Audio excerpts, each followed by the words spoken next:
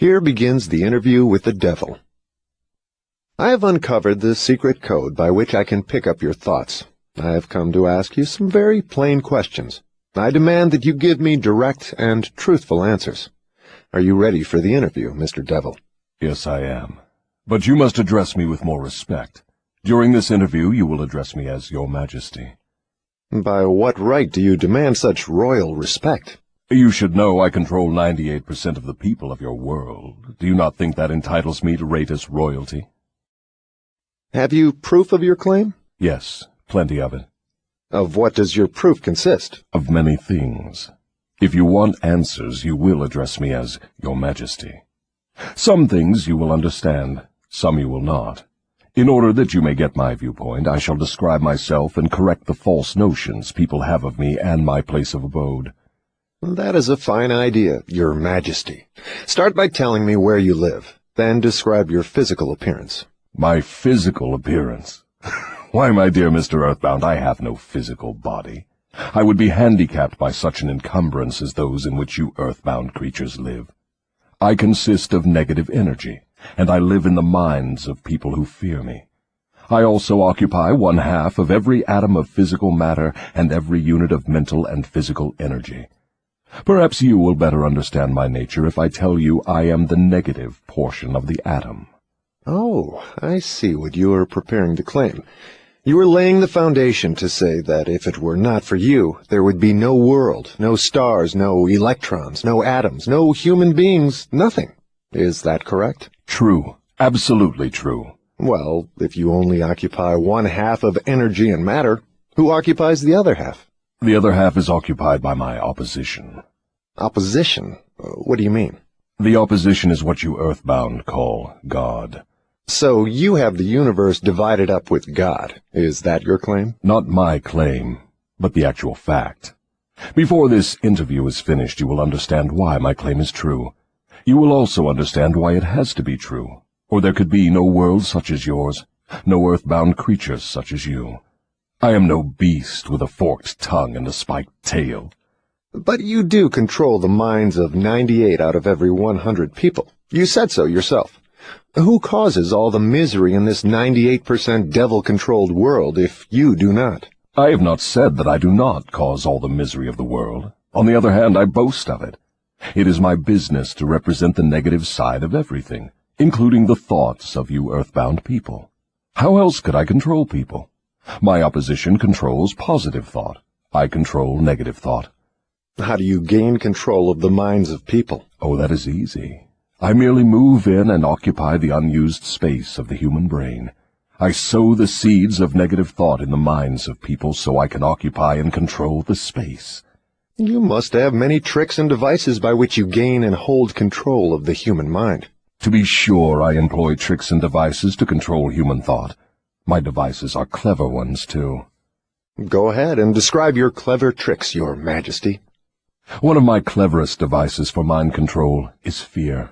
I plant the seed of fear in the minds of people, and as these seeds germinate and grow, through use, I control the space they occupy. The 6 most effective fears are the fear of poverty, criticism, ill health, loss of love, old age, and death. Which of these 6 fears serves you most often, Your Majesty? The first and the last, poverty and death. At one time or another during life, I tighten my grip on all people through one or both of these. I plant these fears in the minds of people so deftly that they believe them to be their own creation. I accomplish this end by making people believe I am standing just beyond the entrance gate of the next life, waiting to claim them after death for eternal punishment. Of course, I cannot punish anyone, except in that person's own mind, through some form of fear. But fear of the thing which does not exist is just as useful to me as fear of that which does exist. All forms of fear extend the space I occupy in the human mind. Your Majesty, will you explain how you gained this control over human beings? The story is too long to be told in a few words. It began over 1,000,000 years ago when the first man began to think. Up to that time I had control over all mankind, but enemies of mine discovered the power of positive thought, placed it in the minds of men, and then began a battle on my part to remain in control. So far I have done quite well by myself, having lost only 2% of the people to the opposition. I take it from your answer that men who think are your enemies. Is that right? It is not right, but it is correct. Tell me something more about the world in which you live. I live wherever I choose. Time and space do not exist for me. I am a force best described to you as energy. My favorite physical dwelling place, as I have told you, is in the minds of the earthbound. I control a part of the brain space of every human being. The amount of space I occupy in each individual's mind depends upon how little and what sort of thinking that person does. As I have told you, I cannot entirely control any person who thinks. You speak of your opposition. Just what do you mean by that? My opponent controls all the positive forces of the world, such as love, faith, hope, and optimism. My opponent also controls the positive factors of all natural law throughout the universe, the forces which keep the earth and the planets and all the stars balanced in their courses. But these forces are meek in comparison with those which operate in the human mind under my control. You see, I do not seek to control stars and planets. I prefer the control of human minds. Where did you acquire your power, and by what means do you add to it? I add to my power by appropriating the mind power of the earthbound as they come through the gate at the time of death. 98 out of every 100 who come back to my plane from the earth plane are taken over by me, and their mind power is added to my being. I get all who come over with any form of fear. You see, I am constantly at work, preparing the minds of people before death, so I can appropriate them when they come back to my plane. Will you tell me how you go about your job of preparing human minds so you can control them? I have countless ways of gaining control of human minds while they are still on the earth plane. My greatest weapon is poverty. I deliberately discourage people from accumulating material wealth, because poverty discourages men from thinking and makes them easy prey for me. My next best friend is ill health. An unhealthy body discourages thinking. Then I have countless thousands of workers on earth who aid me in gaining control of human minds.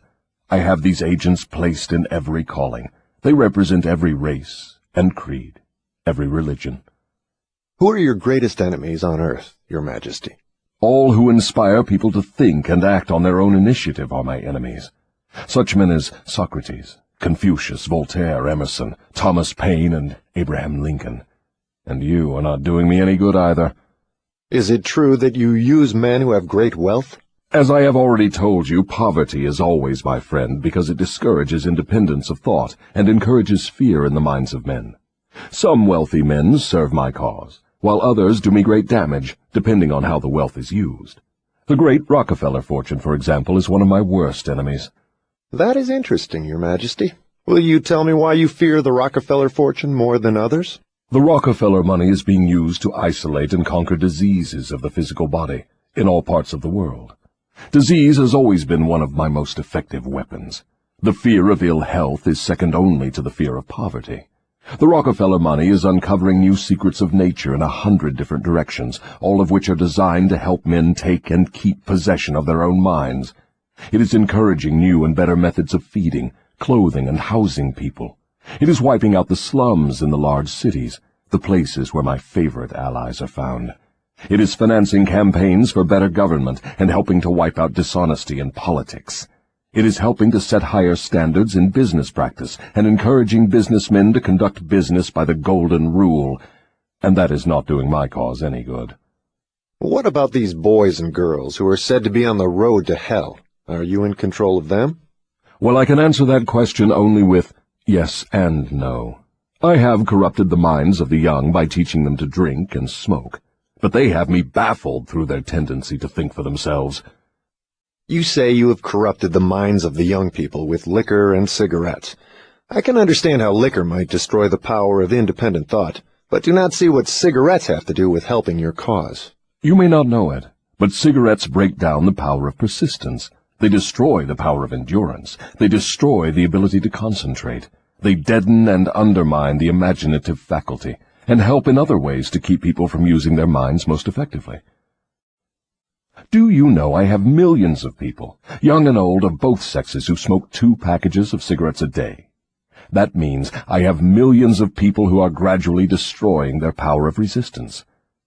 One day I shall add to their habit of cigarette smoking other thought-destroying habits, until I shall have gained control of their minds.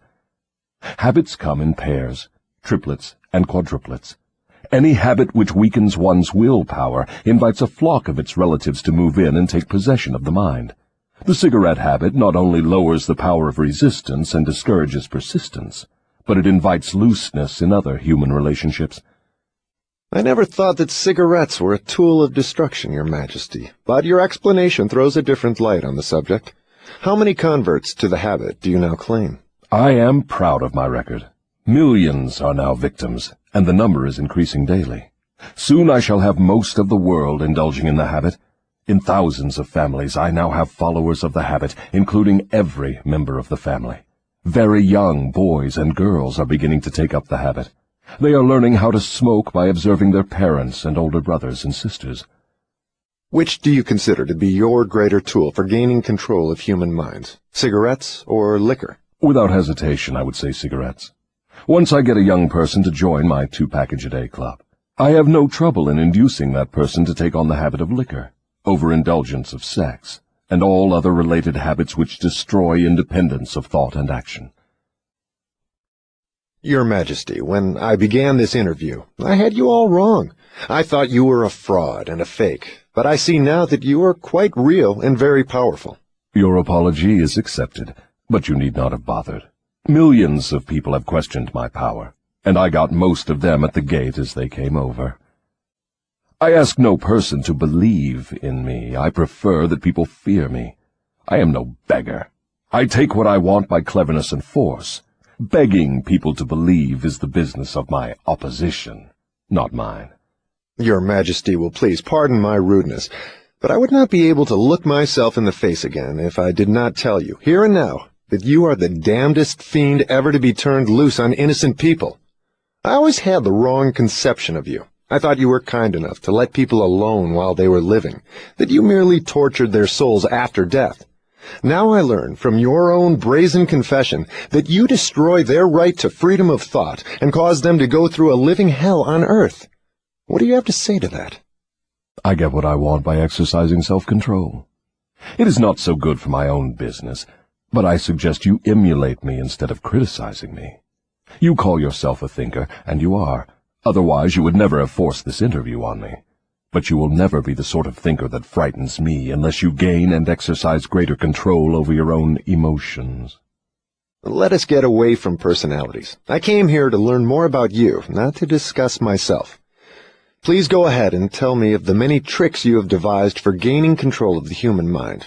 What is your most powerful weapon just now? That is a difficult question to answer. I have so many devices for entering human minds and controlling them that it is difficult to say which are the most powerful. Right at the moment I am trying to bring about another world war. My friends here in Washington are helping me to involve America in the war. If I can start the world to killing on a wholesale basis, I shall be able to put into operation my favorite device for mind control. It is what you call mass fear. I used this device to bring about the other World War in 1914. I used it to bring about the economic depression in 1929. And if my opposition had not double-crossed me, I would now be in possession of every man, woman, and child in the world. You can see for yourself how near I came to world domination, the thing I have been struggling to attain for thousands of years. Yes, I see your point. Who wouldn't? You are a very ingenious manipulator of the minds of people. Is your devilish business carried on only through people of high position and great influence? Oh, no. I use the minds of people in all walks of life. As a matter of fact, I prefer the type of person who makes no pretense of thinking. I can manipulate that sort of person without difficulty. I could not control 98% of the people of the world if all people were skilled in thinking for themselves. I'm interested in the welfare of those people whom you claim to control. Therefore, I wish you to tell me all of the tricks by which you enter and control their minds. I want a complete confession from you, so begin with your cleverest trick. This is suicide you are forcing on me, but I am helpless. So settle down, and I will place in your hands the weapon by which millions of your fellow earthbound will defend themselves against me. Tell me first about your most clever trick, the one you use to ensnare the greatest number of people. If you force me to give away this secret, it will mean my loss of millions of people now living, and still greater numbers of millions as yet unborn. I beg of you, permit me to pass this one question unanswered. So His Majesty the Devil fears a mere humble earthbound creature? Is that right? It is not right, but it is true. You have no right to rob me of my most necessary tool of trade. For millions of years I have dominated earthbound creatures through fear and ignorance. Now you come along and would destroy my use of these weapons by forcing me to tell how I use them. Do you not realize that you will break my grip on every person who heeds this confession you are forcing from me? Have you no mercy? Have you no sense of humor? Have you no sportsmanship? Stop stalling and start confessing. Who are you to ask mercy of one whom you would destroy if you could?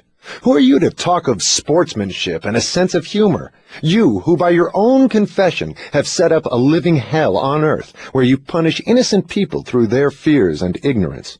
As for minding my own business, that is just what I'm doing when I force you to tell how you control people through their own minds.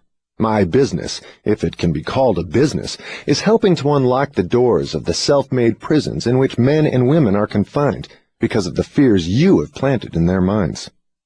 My greatest weapon over human beings consists of two secret principles by which I gain control of their minds. I will speak first of the principle of habit, through which I silently enter the minds of people. By operating through this principle, I establish, I wish I could avoid using this word, the habit of drifting. When a person begins to drift on any subject, he is headed straight toward the gates of what you earthbound call hell. Describe all the ways in which you induce people to drift. Define the word and tell us exactly what you mean by it. I can best define the word drift by saying that people who think for themselves never drift, while those who do little or no thinking for themselves are drifters. A drifter is one who permits himself to be influenced and controlled by circumstances outside of his own mind. He would rather let me occupy his mind and do his thinking than go to the trouble of thinking for himself. A drifter is one who accepts whatever life throws in his way without making a protest or putting up a fight. He doesn't know what he wants from life and spends all of his time getting just that. A drifter has lots of opinions, but they are not his own. Most of them are supplied by me. A drifter is one who is too lazy mentally to use his own brain. That is the reason I can take control of people's thinking and plant my own ideas in their minds. I think I understand what a drifter is. Tell me the exact habits of people by which you induce them to drift through life. Start by telling me when and how you first gained control of a person's mind. My control over the mind of a human being is obtained while the person is young.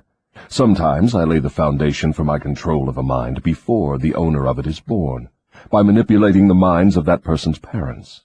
Sometimes I go further back than this and prepare people for my control through what you earthbound call physical heredity. You see, therefore, I have two approaches to the mind of a person. Yes. Go on, and describe these two doors by which you enter and control the minds of human beings. As I have stated, I help to bring people into your world with weak brains by giving to them before birth as many as possible of the weaknesses of their ancestors. You call this principle physical heredity. After people are born, I make use of what you earthbound call environment as a means of controlling them. This is where the principle of habit enters. The mind is nothing more than the sum total of one's habits. One by one, I enter the mind and establish habits, which lead finally to my absolute domination of the mind. Tell me of the most common habits by which you control the minds of people. That is one of my cleverest tricks. I enter the minds of people through thoughts which they believe to be their own. Those most useful to me are fear, superstition, avarice, greed, lust, revenge, anger, vanity, and plain laziness. Through one or more of these I can enter any mind, at any age. But I get my best results when I take charge of a mind while it is young, before its owner has learned how to close any of these 9 doors. Then I can set up habits which keep the doors ajar forever. I'm catching on to your methods. Now, let us go back to the habit of drifting.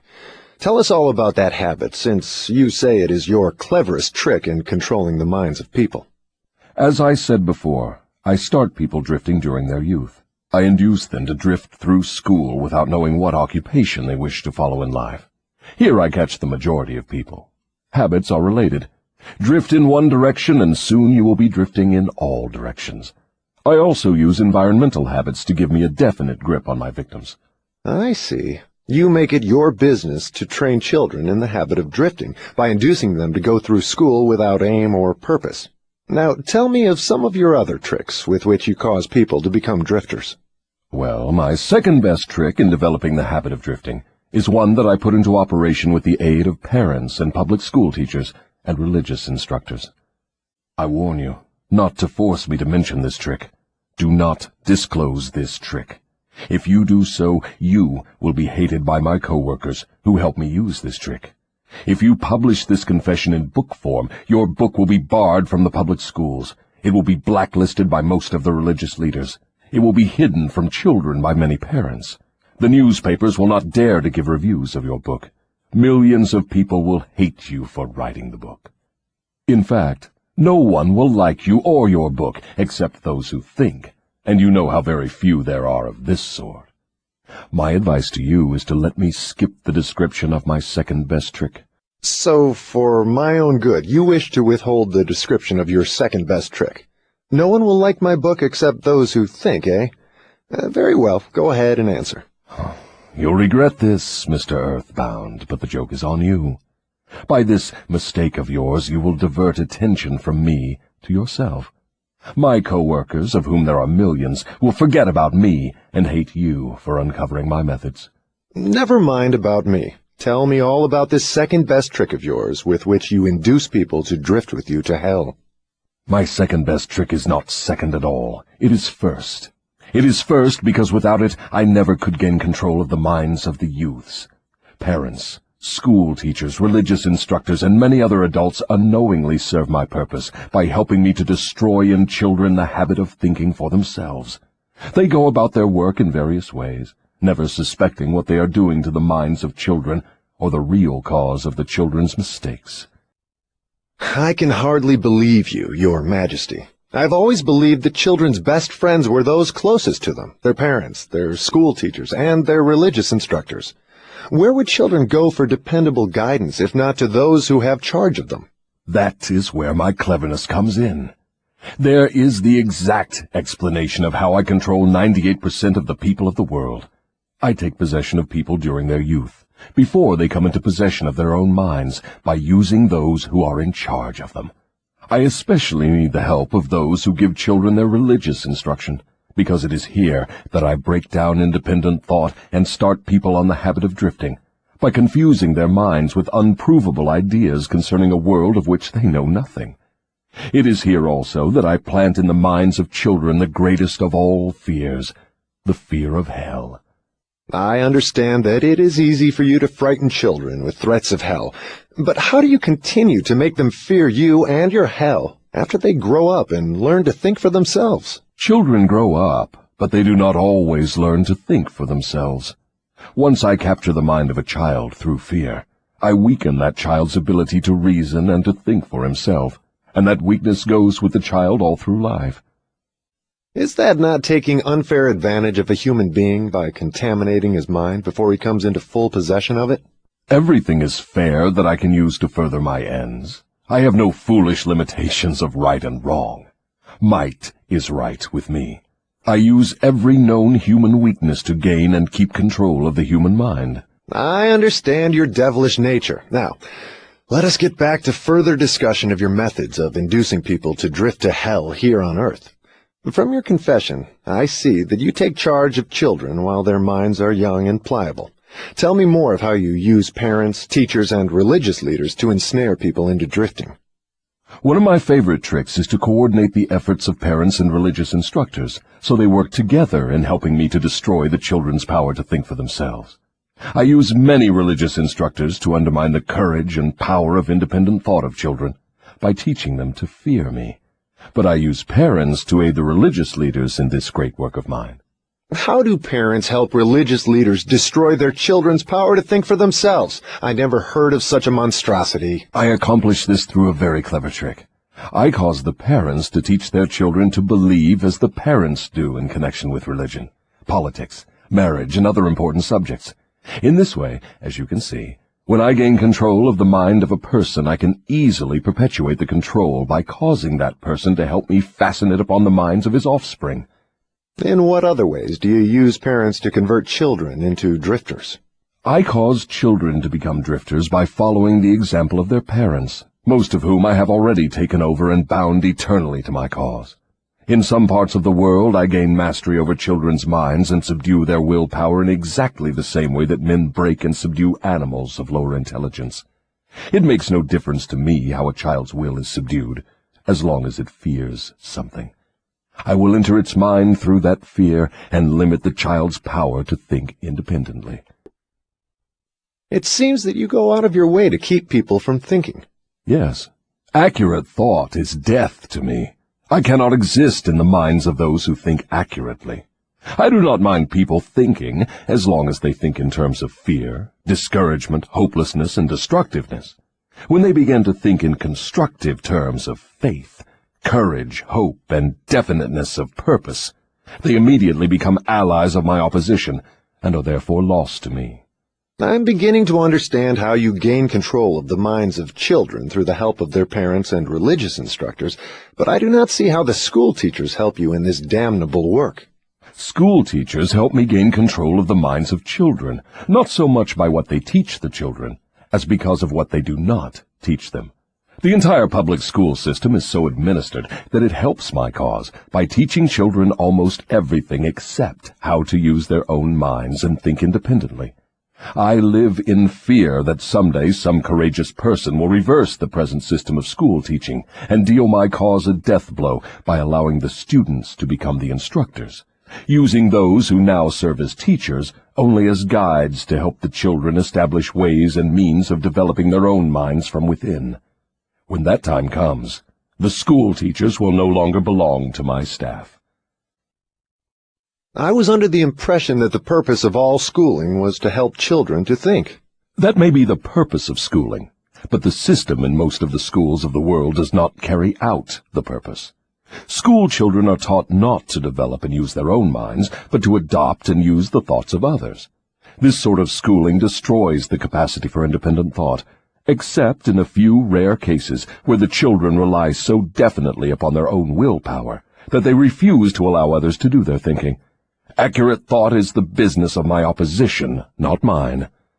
What relationship, if any, has your opposition with the homes, the churches, and the schools? Your reply to this question should be interesting. Here is where I make use of some more of my clever tricks. I cause it to appear that everything done by the parents, the school teachers, and the religious instructors is being done by my opposition. This diverts attention from me, while I manipulate the minds of the young.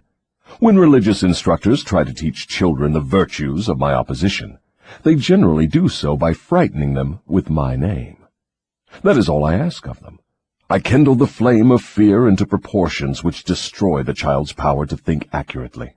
In the public schools, the teachers further my cause by keeping the children so busy cramming non-essential information into their minds, they have no opportunity to think accurately or to analyze correctly the things their instructors teach them. Do you claim for your cause all those who are bound by the habit of drifting? No. Drifting is only one of my tricks through which I take over the power of independent thought. Before a drifter becomes my permanent property, I must lead him on and ensnare him with another trick. I will tell you about this other trick after I finish describing my methods of converting people into drifters. Do you mean you have a method by which you can cause people to drift so far away from self-determination that they can never save themselves? Yes, a definite method, and it is so effective it never fails. Do I understand you to claim your method is so powerful your opposition cannot reclaim those whom you have permanently ensnared through drifting? I claim just that. Do you think I would control so many people if my opposition could prevent me? Nothing can stop me from controlling people except people themselves. Nothing can stop me except the power of accurate thought. People who think accurately do not drift on any subject. They recognize the power of their own minds. Moreover, they take over that power and yield it to no person or influence. Go ahead and tell me more of the methods by which you cause people to drift to hell with you. I cause people to drift on every subject through which I can control independent thought and action. Take the subject of health, for example. I cause most people to eat too much food, and the wrong sort of food. This leads to indigestion and destroys the power of accurate thought. If the public schools and the churches taught children more about proper eating, they would do my cause irreparable damage. Marriage. I cause men and women to drift into marriage without plan or purpose designed to convert the relationship into harmony. Here is one of my most effective methods of converting people into the habit of drifting. I cause married people to bicker and nag one another over money matters. I cause them to quarrel over the bringing up of their children. I engage them in unpleasant controversies over their intimate relationships and in disagreements over friends and social activities. I keep them so busy finding fault with one another that they never have time to do anything else long enough to break the habit of drifting. Occupation. I teach people to become drifters by causing them to drift out of school into the first job they can find, with no definite aim or purpose except to make a living. Through this trick, I keep millions of people in fear of poverty all their lives. Through this fear, I lead them slowly but surely onward until they reach the point beyond which no individual ever has broken the drifting habit. Savings. I cause people to spend freely and to save sparingly, or not at all, until I take complete control of them through their fear of poverty. Environment. I cause people to drift into inharmonious and unpleasant environments in the home, in their places of occupation, in their relationship with relatives and acquaintances, and to remain there until I claim them through the habit of drifting. Dominating thoughts. I cause people to drift into the habit of thinking negative thoughts. This leads to negative acts, and involves people in controversies and fills their minds with fears, thus paving the way for me to enter and control their minds. When I move in, I do so by appealing to people through negative thoughts, which they believe to be their own. I plant the seeds of negative thought in the minds of people through the pulpit, the newspapers, the moving pictures, the radio, and all other popular methods of appeal to the mind.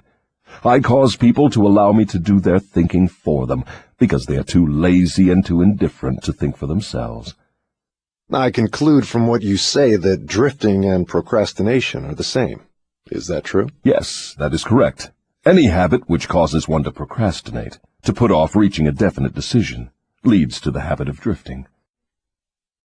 Is man the only creature who drifts? Yes. All other creatures move in response to definite laws of nature. Man alone defies nature's laws and drifts when he wills. Everything outside the minds of men is controlled by my opposition, by laws so definite that drifting is impossible. I control the minds of men solely because of their habit of drifting, which is only another way of saying that I control the minds of men only because they neglect or refuse to control and use their own minds. This is getting to be pretty deep stuff for a mere human being. Let us get back to the discussion of something less abstract. Please tell me how this drifting habit affects people in the everyday walks of life, and tell me in terms the average person can understand. I would prefer to keep this interview up among the stars. No doubt you would. That would save you from being exposed. But let us come back to Earth. Tell me now what drifting is doing to us as a nation here in the United States. Frankly, I may as well tell you that I hate the United States as only the devil can hate. That is interesting. What is the cause of this hatred? The cause was born on July 4, 1776, when 56 men signed a document which destroyed my chances of controlling the nation. You know that document as the Declaration of Independence. Had it not been for the influence of that damnable document, I would now have a dictator running the country, and I would stop this right to free speech and independent thought that is threatening my rule on earth. Am I to understand from what you say that nations controlled by self-appointed dictators belong in your camp? There are no self-appointed dictators. I appoint them all. Moreover, I manipulate them and direct them in their work. Nations run by my dictators know what they want and take it by force. Look what I have done through Mussolini in Italy. Look what I am doing through Hitler in Germany. Look what I am doing through Stalin in Russia. My dictators run those nations for me because the people have been subdued through the habit of drifting. My dictators do no drifting. That is why they rule for me the millions of people under their control. What would happen if Mussolini, Stalin, and Hitler turned traitors and disavowed you and your rule? That will not happen because I have them too well bribed. I am paying each of them with the sop of his own vanity, by making him believe he is acting on his own account. That is another trick of mine. Let us come back to the United States and learn something of what you are doing to convert people into the habit of drifting. Right now I am paving the way for a dictatorship by sowing the seeds of fear and uncertainty in the minds of the people. Through whom are you carrying on your work? Mainly through the president. I am destroying his influence with the people by causing him to drift on the question of a working agreement between employers and their employees. If I can induce him to drift for another year, he will be so thoroughly discredited I can hand over the country to a dictator. If the president continues to drift, I will paralyze personal freedom in the United States, just as I destroyed it in Spain, Italy, Germany, and England. What you say leads me to the conclusion that drifting is a weakness which inevitably ends in failure, whether among individuals or nations. Is that your claim? Drifting is the most common cause of failure in every walk of life. I can control anyone whom I can induce to form the habit of drifting on any subject. The reason for this is twofold.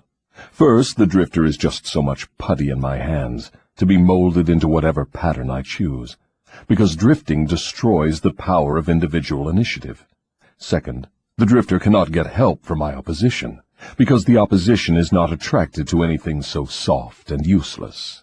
Is that why a few people are wealthy, while the majority of people are poor? That is exactly the reason. Poverty, like physical illness, is a contagious disease. You find it always among the drifters, never among those who know what they want and are determined to get just that. It may mean something to you when I call your attention to the fact that the non-drifters, whom I do not control, and those who possess most of the wealth of the world, happen to be the same people. I have always understood that money was the root of all evil, that the poor and the meek would inherit heaven, while the wealthy would pass into your hands. What have you to say of that claim? Men who know how to get the material things of life generally know how to keep out of the hands of the devil as well. The ability to acquire things is contagious. Drifters acquire nothing except that which no one else wants. If more people had definite aims and stronger desires for material and spiritual riches, I would have fewer victims. I assume, from what you say, that you do not claim fellowship with the industrial leaders. Evidently, they are not friends of yours? Friends of mine. I'll tell you what sort of friends of mine they are. They have belted the entire country with good roads, thus bringing into close communion the people of both city and country. They have converted ores into steel, with which they have built the skeletons of great skyscrapers. They have harnessed electrical power and converted it into 1,000 uses, all designed to give man time to think. They have provided through the automobile personal transportation to the humblest citizen, thus giving to everyone the freedom of travel. They have provided every home with instantaneous news of what is happening in all parts of the world through the aid of the radio. They have reared libraries in every city, town, and hamlet, and have filled them with books, giving to all who read a complete outline of the most useful knowledge mankind has gathered from his experiences. They have given the humblest citizen the right to express his own opinion on any subject, at any time, anywhere, without fear of molestation. And they have seen to it that every citizen may help make his own laws, levy his own taxes, and manage his own country through the ballot. These are but some of the things the industrial leaders have done to give every citizen the privilege of becoming a non-drifter. Do you think these men have helped my cause? Who are some of the present-day non-drifters over whom you have no control? I have control over no non-drifter, present or past. I control the weak, not those who think for themselves. Go ahead and describe a typical drifter. Give your description point by point so I can recognize a drifter when I see him. The first thing you will notice about a drifter is his total lack of a major purpose in life. He will be conspicuous by his lack of self-confidence. He will never accomplish anything requiring thought and effort. He spends all he earns, and more, too, if he can get credit. He will be sick or ailing from some real or imaginary cause, and calling to high heaven if he suffers the least physical pain. He will have little or no imagination. He will lack enthusiasm and initiative to begin anything he is not forced to undertake, and he will plainly express his weakness by taking the line of least resistance whenever he can do so. He will be ill-tempered and lacking in control over his emotions. His personality will be without magnetism, and it will not attract other people. He will have opinions on everything but accurate knowledge of nothing. He may be jack of all trades, but good at none. He will neglect to cooperate with those around him, even those on whom he must depend for food and shelter. He will make the same mistake over and over again, never profiting by failure. He will be narrow-minded and intolerant on all subjects, ready to crucify those who may disagree with him. He will expect everything of others, but be willing to give little or nothing in return. He may begin many things, but he will complete nothing. He will be loud in his condemnation of his government, but he will never tell you definitely how it can be improved. He will never reach decisions on anything if he can avoid it, and if he is forced to decide, he will reverse himself at the first opportunity. He will eat too much and exercise too little. He will take a drink of liquor if someone else will pay for it. He will gamble if he can do it on the cuff. He will criticize others who are succeeding in their chosen calling. In brief, the drifter will work harder to get out of thinking than most others work in earning a good living. He will tell a lie rather than admit his ignorance on any subject. If he works for others, he will criticize them to their backs and flatter them to their faces. You have given me a graphic description of the drifter. Please now describe the non-drifter so that I may recognize him on sight. The first sign of a non-drifter is this. He is always engaged in doing something definite, through some well-organized plan which is definite. He has a major goal in life toward which he is always working, and many minor goals, all of which lead toward his central scheme. The tone of his voice, the quickness of his step, the sparkle in his eyes, the quickness of his decisions clearly mark him as a person who knows exactly what he wants and is determined to get it, no matter how long it may take, or what price he must pay. If you ask him questions, he gives you direct answers and never falls back on evasions or resorts to subterfuge. He extends many favors to others, but accepts favors sparingly, or not at all. He will be found up front, whether he is playing a game or fighting a war. If he does not know the answers, he will say so, frankly. He has a good memory, never offers an alibi for his shortcomings. He never blames others for his mistakes, no matter if they deserve the blame. He used to be known as a go-getter, but in modern times he is called a go-giver. You will find him running the biggest business in town, living on the best street, driving the best automobile, and making his presence felt wherever he happens to be. He is an inspiration to all who come into contact with his mind. The major distinguishing feature of the non-drifter is this. He has a mind of his own, and uses it for all purposes. Is the non-drifter born with some mental, physical, or spiritual advantage not available to the drifter? No. The major difference between the drifter and the non-drifter is something equally available to both. It is simply the prerogative right of each to use his own mind and think for himself. What brief message would you send to the typical drifter if you wished to cure him of this evil habit? I would admonish him to wake up and give. Give what? Some form of service useful to as many people as possible. So the non-drifter is supposed to give, is he? Yes, if he expects to get, and he must give before he gets. Some people doubt that you exist. I wouldn't worry about that if I were you. Those who are ready to be converted from the habit of drifting will recognize the authenticity of this interview by its soundness of counsel. The others are not worth the trouble it would take to convert them. Why do you not try to stop me from publishing this confession I'm wringing from you? Because that would be the surest of all ways to guarantee you will publish it. I have a better plan than trying to suppress publication of my confession. I will urge you to go ahead with the publication, then sit back and watch you suffer when some of my faithful drifters begin to make things hot for you. I will not need to deny your story.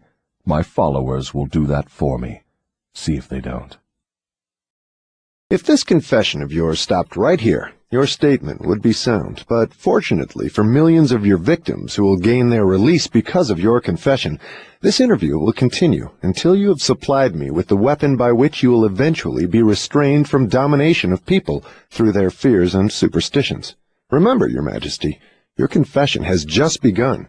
After I wring from you a description of the methods by which you control people, I will force you also to give the formula by which your control can be broken at will. It is true I shall not remain here long enough to defeat you, but the published word I leave behind me will be deathless, because it will consist of truth. You fear the opposition of no individual, because you know it will be short, but you do fear truth. You fear truth and nothing else, for the reason it is slowly but definitely giving human beings freedom from all manner of fear. Without the weapon of fear, you would be helpless and entirely unable to control any human being. Is that true or false? I have no alternative but to admit that what you say is true. Now that we understand each other, let us go ahead with your confession. But before we continue, I may as well take time out to do a little boasting on my own account, now that you have had your fling at it. I will confine myself to one question, the answer to which will give me all the satisfaction I want. Is it not true that you control only the minds of those who have allowed the drifting habit to be fixed upon them? Yes, that is true. I have already admitted this truth in a dozen or more different ways. Why do you tantalize me by repeating the question? There is power in repetition. I'm forcing you to repeat the highlights of your confession in as many different ways as possible, so your victims may check this interview and determine its soundness by their own experiences with you. That is one of my little tricks. Do you approve of my method? You couldn't be setting a trap for me for the purpose of doing some more boasting, could you? I am asking the questions and you are doing the answering. Go ahead now and confess why you are powerless to stop me from forcing this confession from you. I want your confession for aid and comfort to victims of yours whom I intend to release from your control the moment they read your confession. I am powerless to influence or control you, because you have found the secret approach to my kingdom. You know that I exist only in the minds of people who have fears. You know that I control only the drifters who neglect to use their own minds. You know that my hell is here on earth, and not in the world that comes after death.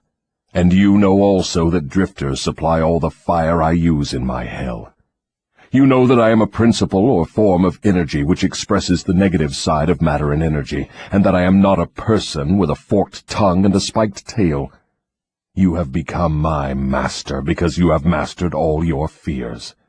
Lastly, you know that you can release all of my earthbound victims whom you contact, and this definite knowledge is the blow with which you will deal me the greatest damage. I cannot control you because you have discovered your own mind, and you have taken charge of it. There now, Mr. Earthbound, that confession should feed your vanity to the bursting point. That last dart was unnecessary. Knowledge of the sort I have used to master you does not contaminate itself with vulgar indulgence and vanity. Truth is the one and only thing in the world that can stand ridicule. Now let us continue with your confession. What is wrong with the principle of flattery? You use it, do you not? Do I use it? Man alive, flattery is one of my most useful weapons. With this deadly instrument I slay the big ones and the little ones. Your admission interests me. Go ahead now and tell me how you make use of flattery. I make use of it in so many ways it is difficult to know where to begin. I warn you, before I answer in detail, that publishing my answers will bring down an avalanche of ridicule on your head for bringing up the question. I'll take the responsibility. Proceed. Well, I may as well here admit that you have stumbled onto the major secret of how I convert people to the habit of drifting.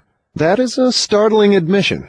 Go ahead with your confession, and stick strictly to this subject of flattery. No more side remarks and no more facetiousness for the present. Tell me all about your use of flattery in gaining control over people. Flattery is a bait of incomparable value to all who wish to gain control over others. It has powerful pulling qualities because it operates through two of the most common human weaknesses, vanity and egotism. There is a certain amount of vanity and egotism in everyone. In some people these qualities are so pronounced they literally serve as a rope by which one may be bound. The best of all ropes is flattery. Flattery is the chief bait through which men seduce women. Sometimes, in fact, frequently, women use the same bait to gain control of men, especially men who cannot be mastered through sex appeal. I teach its use to both men and women. Flattery is the chief bait with which my agents weave their way into the confidence of people from whom they procure information needed to carry on warfare. Wherever anyone stops to feed his vanity on flattery, I move in and begin to build another drifter. Non-drifters are not easily flattered. I inspire people to use flattery in every human relationship where its use is possible, because those who are influenced by it become easy victims of the drifting habit. Can you control anyone who is amenable to flattery? Very easily. As I have already told you, flattery is of major importance in alluring people into the habit of drifting. At what age are people most susceptible to flattery? Age has nothing to do with one's susceptibility to flattery. People respond to it in one way or another from the time they become conscious of their own existence until they die. Through what motive can women be most easily flattered? Their vanity. Tell a woman she is pretty or that she wears clothes well. What motive is most effective in harpooning men? Egotism, with a capital E. Tell a man he has a strong Herculean body or that he is a great business tycoon, and he will purr like a cat and smile like an opossum. After that, you know what happens. Are all men like that? Oh, no. 2 out of every 100 have their egotism so thoroughly under control that even an expert flatterer couldn't get under their skins with a double-edged butcher knife. How does a cunning woman apply her art of flattery in attracting men? Great heavens, man, do I have to draw a picture of her method for you? Have you no imagination? Oh, yes, I have imagination enough, Your Majesty. But I'm thinking of the poor dupes of the world who need to understand the exact technique with which they may be flattered into the habit of drifting. Go on and tell us how a woman can harpoon rich and presumably smart men. This is a devilish trick to play on women, but since you demand the information, I am helpless to withhold it. Women influence men through a technique consisting first of ability to inject soft, cooing baby tones into their voices, and second, by closing their eyes into a half-closed position which registers hypnotism in connection with the flattery of men. Is that all there is to the business of flattery? No, that is only the technique. Then comes the motive a woman uses as a lure. The type of woman you perhaps have in mind never sells a man herself or anything she can give him. Instead, she sells him his own egotism. Is that all that women use when they wish to flatter men? That is the most effective thing they use. It works when sex appeal fails. So, I am to believe that big, strong, smart men can be wound up and manipulated through flattery just as if they were so much putty? Is that possible? Is it possible? It is happening every minute of the day. Moreover, unless they are non-drifters, the bigger they come, the harder they fall when the expert flatterer moves in on them. And tell me of some of your other tricks with which you cause people to drift in life. One of my most effective devices is failure. The majority of people begin to drift as soon as they meet with opposition, and not 1 out of 10,000 will keep on trying after failing 2 or 3 times. So it is your business to induce people to fail whenever you can. Is that correct? You have it right. Failure breaks down one's morale, destroys self-confidence, subdues enthusiasm, dulls imagination, and drives away definiteness of purpose. Without these qualities, no one can permanently succeed in any undertaking. The world has produced thousands of inventors with ability superior to that of the late Thomas A. Edison. But these men have never been heard of, while the name of Edison will go marching on, because Edison converted failure into a stepping stone to achievement, while the others used it as an alibi for not producing results. Is the capacity to surmount failure without being discouraged one of Henry Ford's chief assets? Yes, and this same quality is the chief asset of every man who attains outstanding success in any calling. That statement covers lots of territory, Your Majesty. Do you not wish to modify it or tone it down a bit for the sake of accuracy? No modification is necessary, because the claim is none too broad. Search accurately into the lives of men and women who achieve enduring success, and you will find without exception that their success has been in exact proportion to the extent that they surmounted failure. The life of every successful person loudly acclaims that which every true philosopher knows. Every failure brings with it the seed of an equivalent success. But the seed will not germinate and grow under the influence of a drifter. It springs to life only when it is in the hands of one who recognizes that most failures are only temporary defeat, and who never, under any circumstances, accepts defeat as an excuse for drifting. If I understand you correctly, you claim there is virtue in failure. That does not seem reasonable. Why do you try to induce people to fail if there is virtue in failure? There is no inconsistency in my claims. The appearance of inconsistency is due to your lack of understanding. Failure is a virtue only when it does not lead one to quit trying and begin drifting. I induce as many people as I can to fail as often as possible, for the reason that not 1 out of 10,000 will keep on trying after failing 2 or 3 times. I am not concerned about the few who convert failures into stepping stones, because they belong to my opposition anyway. They are the non-drifters, and therefore they are beyond my reach. Your explanation clears up the matter. Now go ahead and tell me of some of your other tricks with which you allure people into drifting. One of my most effective tricks is known to you as propaganda. This is the instrument of greatest value to me in setting people to murdering one another under the guise of war. The cleverness of this trick consists mainly of the subtlety with which I use it. I mix propaganda with the news of the world. I have it taught in public and private schools. I see that it finds its way into the pulpit. I color moving pictures with it. I see that it enters every home where there is a radio. I inject it into billboard, newspaper, and radio advertising. I spread it in every place of business where people work. I use it to fill the divorce courts, and I make it serve to destroy business and industry. It is my chief instrument for starting runs on banks. My propagandists cover the world so thoroughly that I can start epidemics of disease, turn loose the dogs of war, or throw business into a panic at will. If you can do all that you claim with propaganda, it is little wonder that we have wars and business depressions. Give me a simple description of what you mean by the term propaganda. Just what is it, and how does it work? I wish to know particularly how you cause people to drift through the use of this devilish device. Propaganda is any device, plan, or method by which people can be influenced without knowing that they are being influenced, or the source of the influence. Propaganda is used in business for the purpose of discouraging competition. Employers use it to gain advantage over their employees. The employees retaliate by using it to gain advantage over their employers.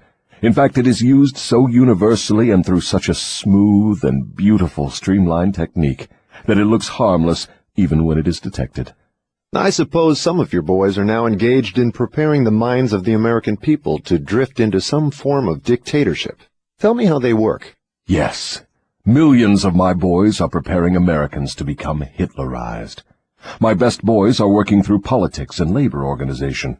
We intend to take over the country with ballots instead of bullets. Americans are so sensitive they would never stand the shock of seeing their form of government changed with the aid of machine guns and tank cars.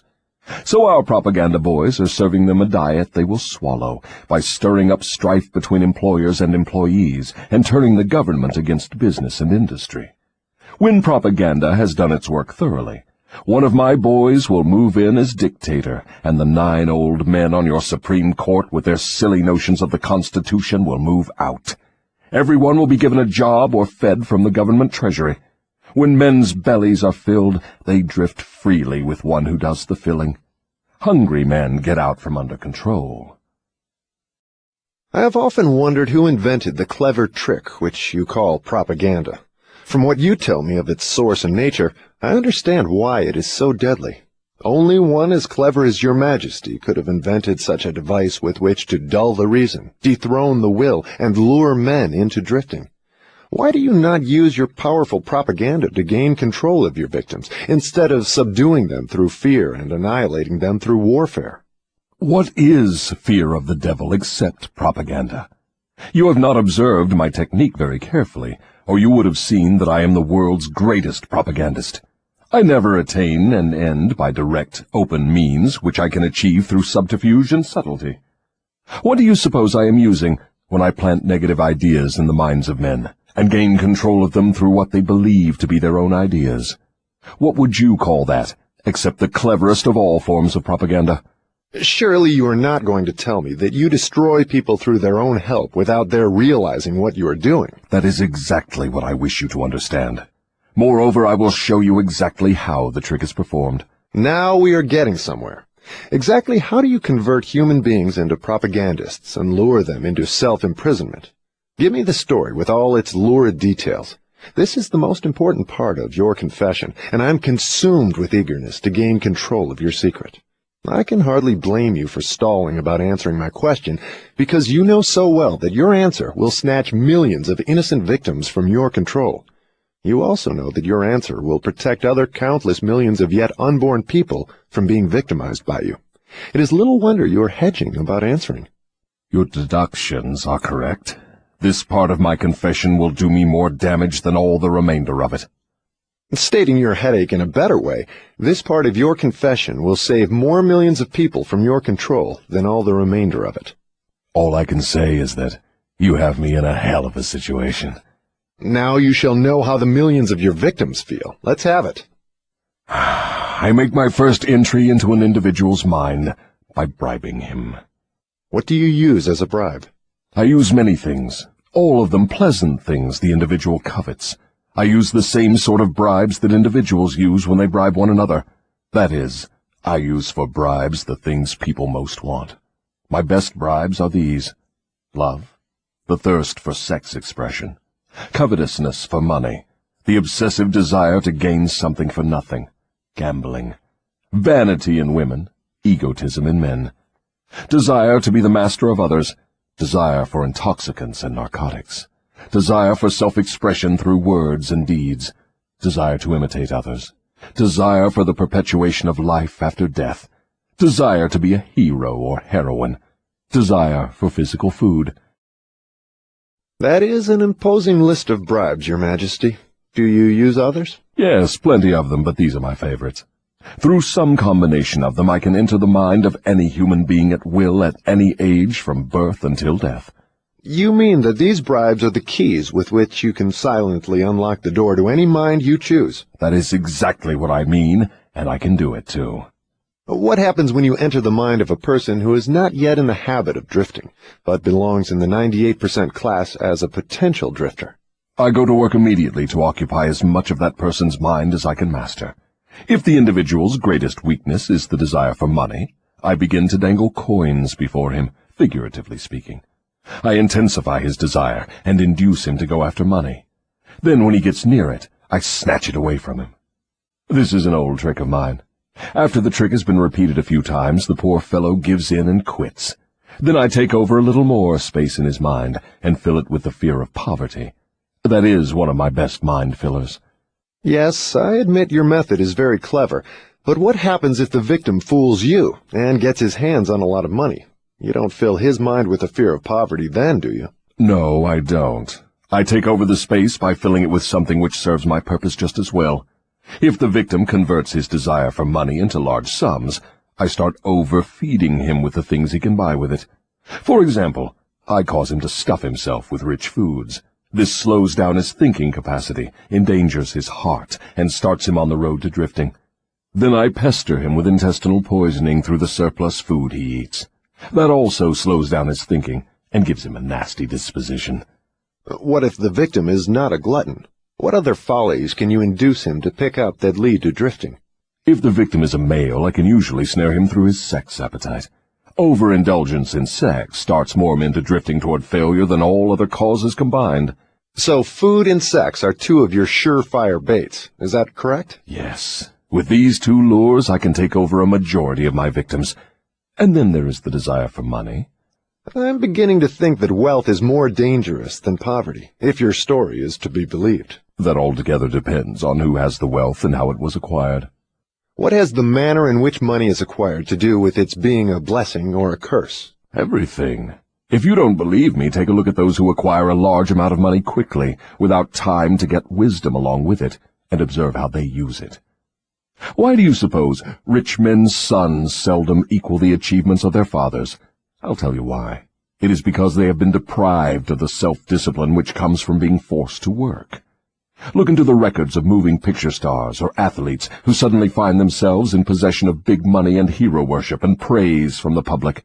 Observe how quickly I move in and take them over in many cases, mainly through sex, gambling, food, and liquor. With these, I catch and control the biggest and the best of people as soon as they get their hands on big money. What about those who acquire money slowly, by rendering some form of useful service? Are they easily snared too? Oh, I get them all right, but I generally have to change my bait. Some of them want one thing and others want something else. Where my purpose is best served, I see to it that they get what they want most, but I manage to wrap in the package something they don't want. The thing I give them is the definite thing that makes them drifters. Do you see how I work? And very clever work it is. You lure people on through their natural desires, but you slip your deadly poison into the object of those desires wherever you can. Now you are catching on. You see, I play both ends against the middle, so to speak. From all you say, I infer that you cannot induce a non-drifter to help you gain control of his mind by baiting him with your bribes. Is that correct? That is exactly correct. I can, and I do, interest non-drifters in my bribes, because I use for the purpose of bribery the things all people naturally desire. But the non-drifter resembles a fish that steals the bait from your hook, but refuses to take the hook. The non-drifter takes from life whatever he wants, but he takes it on his own terms. The drifter takes whatever he can get, but he takes what he gets on my terms. Stating the matter in another way, the non-drifter borrows money from a legitimate banker if he wants it, and pays a legitimate rate of interest. The drifter goes to the pawn shop, hawks his watch, and pays a suicidal rate of interest for his loan. So I draw from your claims the conclusion that your hand is mixed up somehow in all of people's troubles and miseries, even though your presence may not be visible. My unwilling workers are often my best workers. You see, my unwilling workers are those whom I cannot control with some combination of bribes, people whom I have to master by fear or through some form of misfortune. They do not wish to serve me, but they cannot avoid it, because they are eternally bound to me by the habit of drifting.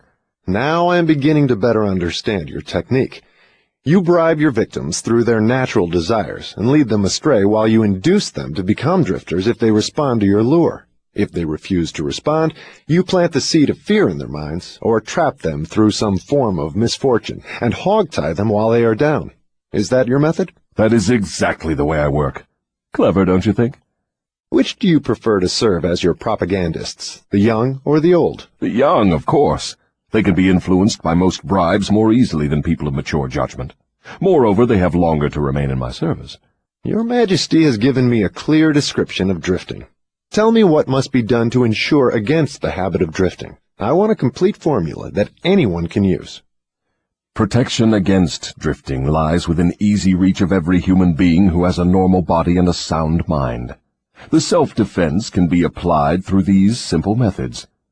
1. Do your own thinking on all occasions. The fact that human beings are given complete control over nothing save the power to think their own thoughts is laden with significance. 2. Decide definitely what you want from life, then create a plan for attaining it, and be willing to sacrifice everything else if necessary, rather than accept permanent defeat. 3. Analyze temporary defeat, no matter of what nature or cause, and extract from it the seed of an equivalent advantage. 4. Be willing to render useful service equivalent to the value of all material things you demand of life, and render the service first. 5. Recognize that your brain is a receiving set that can be attuned to receive communications from the universal storehouse of infinite intelligence, to help you transmute your desires into their physical equivalent. 6. Recognize that your greatest asset is time, the only thing except the power of thought which you own outright, and the one thing which can be shaped into whatever material things you want. Budget your time so none of it is wasted. 7. Recognize the truth that fear generally is a filler with which the devil occupies the unused portion of your mind, that it is only a state of mind which you can control by filling the space it occupies with faith in your ability to make life provide you with whatever you demand of it. 8. When you pray, do not beg. Demand what you want, and insist upon getting exactly that, with no substitutes. 9. Recognize that life is a cruel taskmaster, and that either you master it, or it masters you. There is no halfway or compromising point. Never accept from life anything you do not want. If that which you do not want is temporarily forced upon you, you can refuse, in your own mind, to accept it, and it will make way for the thing you do want. 10. Lastly, remember that your dominating thoughts attract, through a definite law of nature, by the shortest and most convenient route, their physical counterpart. Be careful what thoughts you dwell upon. That list looks imposing. Give me a simple formula, combining all the 10 points. If you had to combine all 10 in one, what would it be? Be definite in everything you do and never leave unfinished thoughts in the mind. Form the habit of reaching definite decisions on all subjects. Can the habit of drifting be broken, or does it become permanent once it has been formed? The habit can be broken if the victim has enough willpower, providing it is done in time. There is a point beyond which the habit can never be broken. Beyond that point, the victim is mine. He resembles a fly that has been caught in a spider's web. He may struggle, but he cannot get out. Each move he makes entangles him more securely. The web in which I entangle my victims permanently is a law of nature not yet isolated by or understood by men of science. What is this mysterious law through which you take permanent control of people's bodies, even before you take over their souls? The whole world will want to know more about this law and how it operates. It will be hard to describe the law so you will understand it, but you may call it hypnotic rhythm. It is the same law through which people can be hypnotized. So you have the power to use the laws of nature as a web in which you bind your victims in eternal control. Is that your claim? That is not only my claim, it is the truth. I take over their minds and bodies even before they die whenever I can lure them or frighten them into hypnotic rhythm. What is hypnotic rhythm? How do you use it to gain permanent mastery over human beings? I will have to go back into time and space and give you a brief, elementary description of how nature uses hypnotic rhythm. Otherwise, you will not be able to understand my description of how I use this universal law to control human beings. Go ahead, but keep your story confined to simple illustrations which come within the range of my own experience and knowledge of natural laws. Very well. I shall do my best. You, of course, know that nature maintains a perfect balance between all the elements and all the energy in the universe. You can see that the stars and the planets move with perfect precision, each one keeping its own place in time and space. You can see that the seasons of the year come and go with perfect regularity. You can see that an oak tree grows from an acorn, and a pine grows from the seed of its ancestor. An acorn never produces a pine, and a pine seed never produces an oak. These are simple things which anyone can understand. What one cannot see is the universal law through which nature maintains perfect balance throughout the myriad of universes. You, earthbound, caught a fragmentary glimpse of this great universal law when Newton discovered that it holds your earth in its position and causes all material objects to be attracted toward the center of the earth. He called the law gravitation. But he did not go far enough in his study of the law. If he had, he would have discovered that the same law which holds your earth in position and helps nature maintain a perfect balance over the 4 dimensions, in which all matter and energy are contained, is the web in which I entangle and control the minds of human beings. Tell me more of this astounding law of hypnotic rhythm. As I have already stated, there is a universal form of energy with which nature keeps a perfect balance between all matter and energy. She makes specialized use of this universal building material by breaking it up into different wavelengths. The breaking up process is carried on through habit. You will better understand what I am trying to convey if I compare it with the method by which one learns to play music. At first, the notes are memorized in the mind. Then they are related to one another through melody and rhythm. By repetition, the melody and rhythm become fixed in the mind. Observe how relentlessly the musician must repeat a tune before he masters it. Through repetition, the musical notes blend, and then you have music. Any impulse of thought that the mind repeats over and over through habit forms an organized rhythm. Undesirable habits can be broken. They must be broken before they assume the proportions of rhythm. Are you following me? Yes. Well, to continue, rhythm is the last stage of habit. Any thought or physical movement which is repeated over and over through the principle of habit finally reaches the proportion of rhythm. Then the habit cannot be broken, because nature takes it over and makes it permanent. It is something like a whirlpool in water. An object may keep floating indefinitely unless it is caught in a whirlpool. Then it is carried round and round, but it cannot escape. The energy with which people think may be compared with water in a river. So this is the way in which you take control of the minds of people, is it? Yes. All I have to do to gain control over any mind is to induce its owner to drift.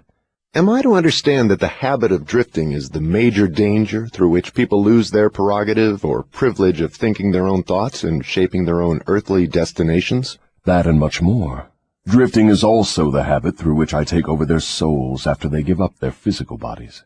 Then the only way a human being can be saved from eternal annihilation is by maintaining control over his own mind while he is on this earth. Is that true? You have stated the truth perfectly. Those who control and use their minds escape my web. I get all the others as naturally as the sun sets in the west. Is that all there is to the business of being saved from eternal annihilation? Doesn't what you call your opposition have anything to do with saving people? I can see that you do think very deeply. My opposition, the power you earthbound call God, has everything to do with the salvation of people from eternal annihilation. And for that reason it is my opposition who provides every human being with the privilege of using his own mind. If you use that power by maintaining control over your own mind, you become a part of it when you give up your physical body. If you neglect to use it, then I have the privilege of taking advantage of the neglect through the law of hypnotic rhythm. How much of a person do you take over when you gain control of him? Everything that is left after he ceases to control and use his own mind. In other words, when you gain control of a person, you take over all there is of his individuality up to the time that he quits using his own mind. Is that correct? That is how I operate. What do you do with people whom you control before death? Of what good are they to you while they live? I use them, or what is left of them after I take charge, as propagandists to help me prepare the minds of others to drift. You not only fool people into destroying their power to control their own minds, but you use them to help you trap others? Yes, I let no opportunity get away from me. Let us come back to the subject of hypnotic rhythm. Tell me more of how this law works. Show me how you use individuals to help you gain control over others. I want to know something of the most effective way you use hypnotic rhythm. Oh, that is easy. The thing I like best is to fill the minds of people with fear. Once I fill one's mind with fear, I have little trouble causing him to drift until I have entangled him in the web of hypnotic rhythm. What human fear best serves your purpose? The fear of death. Why is the fear of death your favorite weapon? Because no one knows, and by the very nature of the laws of the universe, no one can prove definitely what happens after death. This uncertainty frightens people out of their wits. People who give over their minds to fear, any sort of fear, neglect to use their minds and begin to drift. Eventually they drift into the whirlpool of hypnotic rhythm, from which they may never escape. Then you do not mind what religious leaders think or say of you when they speak of death? Not as long as they say something. If the churches should stop talking about me, my cause would receive a severe setback. Every attack made against me fixes the fear of me in the minds of all who are influenced by it. You see, opposition is the thing that keeps some people from drifting, providing they do not yield to it. Since you claim the churches help instead of hindering your cause, tell me what would give you cause to worry. My only worry is that someday a real thinker may appear on earth. What would happen if a thinker did appear? You ask me what would happen. I'll tell you what would happen. People would learn the greatest of all truths, that the time they spend in fearing something would, if reversed, give them all they want in the material world and save them from me after death. Isn't that worth thinking about? What is keeping such a thinker from appearing in the world? Fear of criticism. It may interest you to know that the fear of criticism is the only effective weapon I have with which to whip you. If you were not afraid to publish this confession after you wring it from me, I would lose my earthly kingdom. And if I did surprise you and publish it, how long would it be until you lost your kingdom? Just long enough for one generation of children to grow into understanding. You cannot take the adults from me. I have them too securely sewed up. But if you published this confession, it would be sufficient to keep me from gaining control of the yet unborn and those who have not yet reached the age of reason. You wouldn't dare publish what I have told you about the religious leaders. They would crucify you. I thought the savage practice of crucifixion went out of style 2,000 years ago. I don't mean crucifixion on a cross. I mean social and financial crucifixion. Your income would be shut off. You would become a social outcast. Religious leaders and their followers alike would treat you with scorn. Suppose I should choose to throw in my lot with the select few who make a pretense of using their own minds rather than fear the masses who do not, the masses of whom you claim 98%. If you have courage enough to do this, you will crimp my style. Why do you lay claim to no scientist? Don't you like scientists? Oh, yes. I like all people well enough, but true scientists are out of my reach. Why? Because they think for themselves and spend their time studying natural laws. They deal with cause and effect. They deal with facts wherever they find them. But do not make the mistake of believing scientists have no religion. They have a very definite religion. What is their religion? The religion of truth. The religion of natural law. If the world ever produces an accurate thinker with ability to fathom the deeply buried secret of life and death, you can be sure that science will be responsible for the catastrophe. Catastrophe to whom? To me, of course. Let's get back to the subject of hypnotic rhythm. I want to know more about it. Is it something like the principle through which people can hypnotize one another? It is precisely the same thing. I have already told you so. Why do you repeat your questions? That is an old worldly custom of mine, Your Majesty.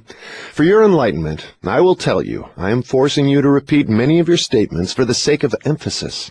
I'm also trying to see if I can catch you in a lie. Don't dodge the issue. Get back to hypnotic rhythm and tell me all you know about it. Am I a victim of it? Not now, but you barely missed falling into my web.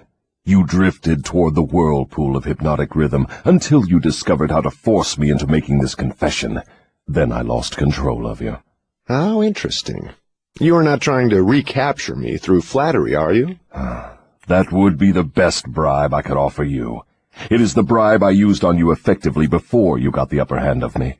With what did you flatter me? With many things. Chief among them sex and the desire for self-expression.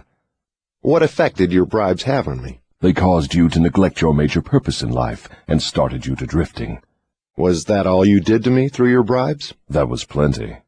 But I am back on the track and out of your reach now, am I not? Yes, you are temporarily out of my reach because you are not drifting. What broke your spell over me and released me from the habit of drifting? My answer may humiliate you. Do you want to hear it? Go ahead and give it to me, Your Majesty. I wish to learn how much truth I can stand. When you found a great love in the woman of your choice, I lost my grip on you. So you are going to accuse me of hiding behind a woman's skirts, are you? No, not hiding. I wouldn't put it that way. I would say you have learned how to give yourself a solid background with the embellishment of a woman's mind. The woman's skirt has nothing to do with it, then? No, but her brain does. When you and your wife began to combine your two brains through your habit of master-minding every day, you stumbled upon the secret power with which you forced me into this confession. Is that the truth, or are you trying to flatter me again? I could flatter you if I had you alone, but I cannot flatter you while you have the use of your wife's mind.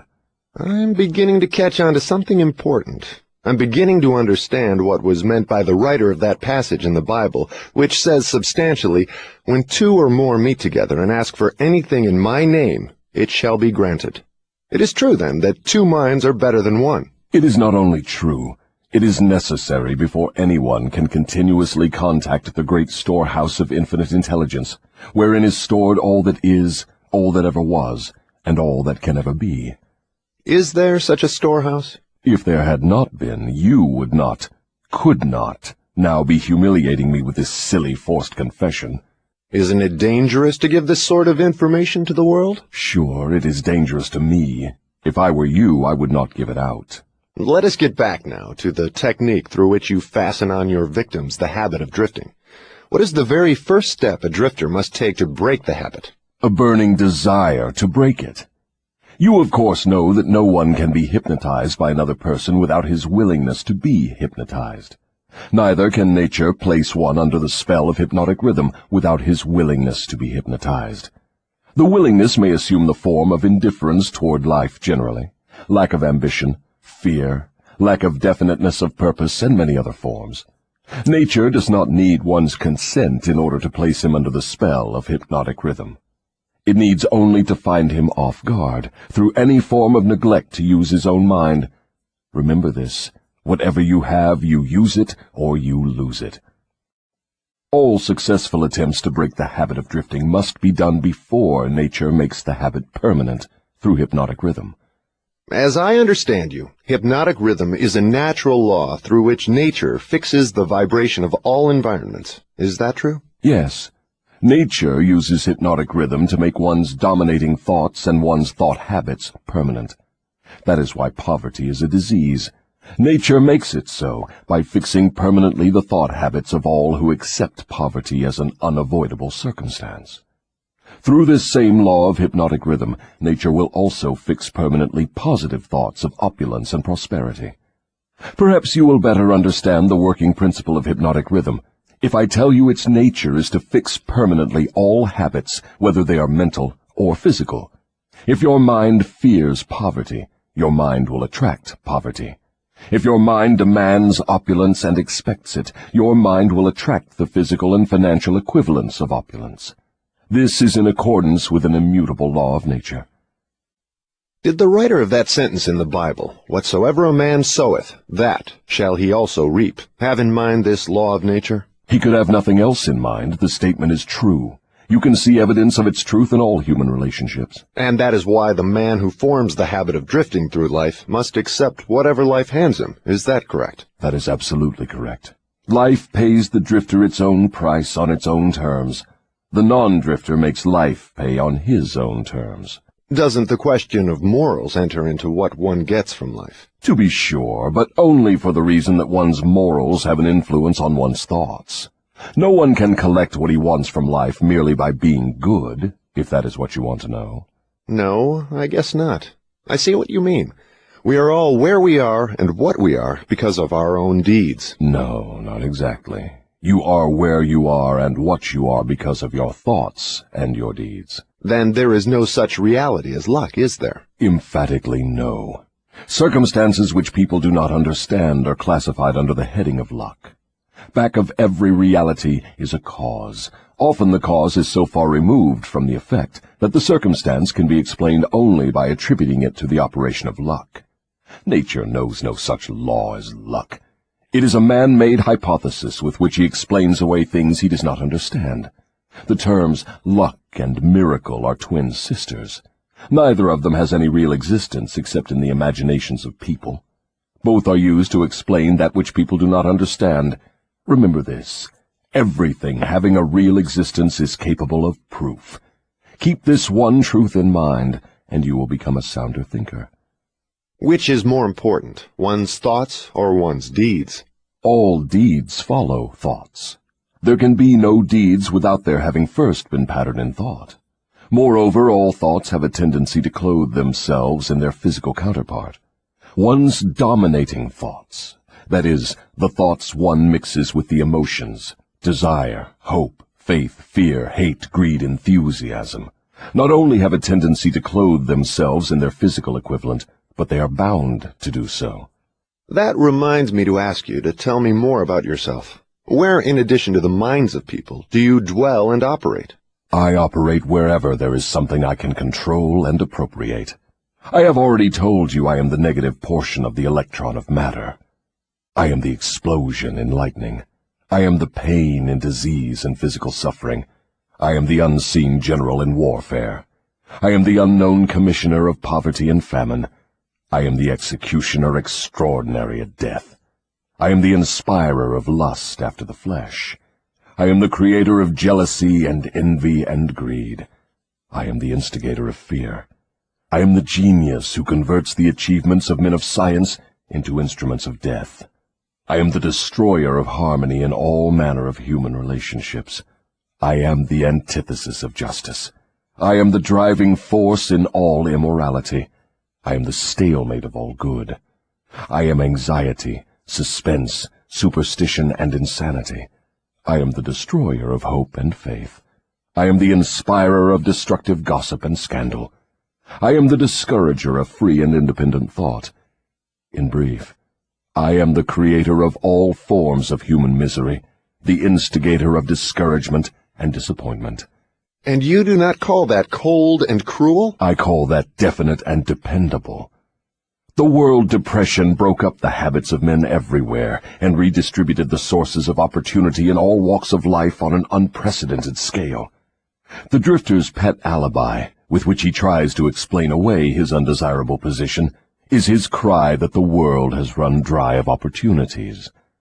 Non-drifters do not wait for opportunity to be placed in their way. They create opportunity to fit their desires and demands of life. Are non-drifters smart enough to avoid the influence of hypnotic rhythm? No one is smart enough to dodge the influence of hypnotic rhythm. One could just as easily avoid the influence of the law of gravity. The law of hypnotic rhythm fixes permanently the dominating thoughts of men, whether they be drifters or non-drifters. There is no reason why a non-drifter would want to avoid the influence of hypnotic rhythm, because that law is favorable to him.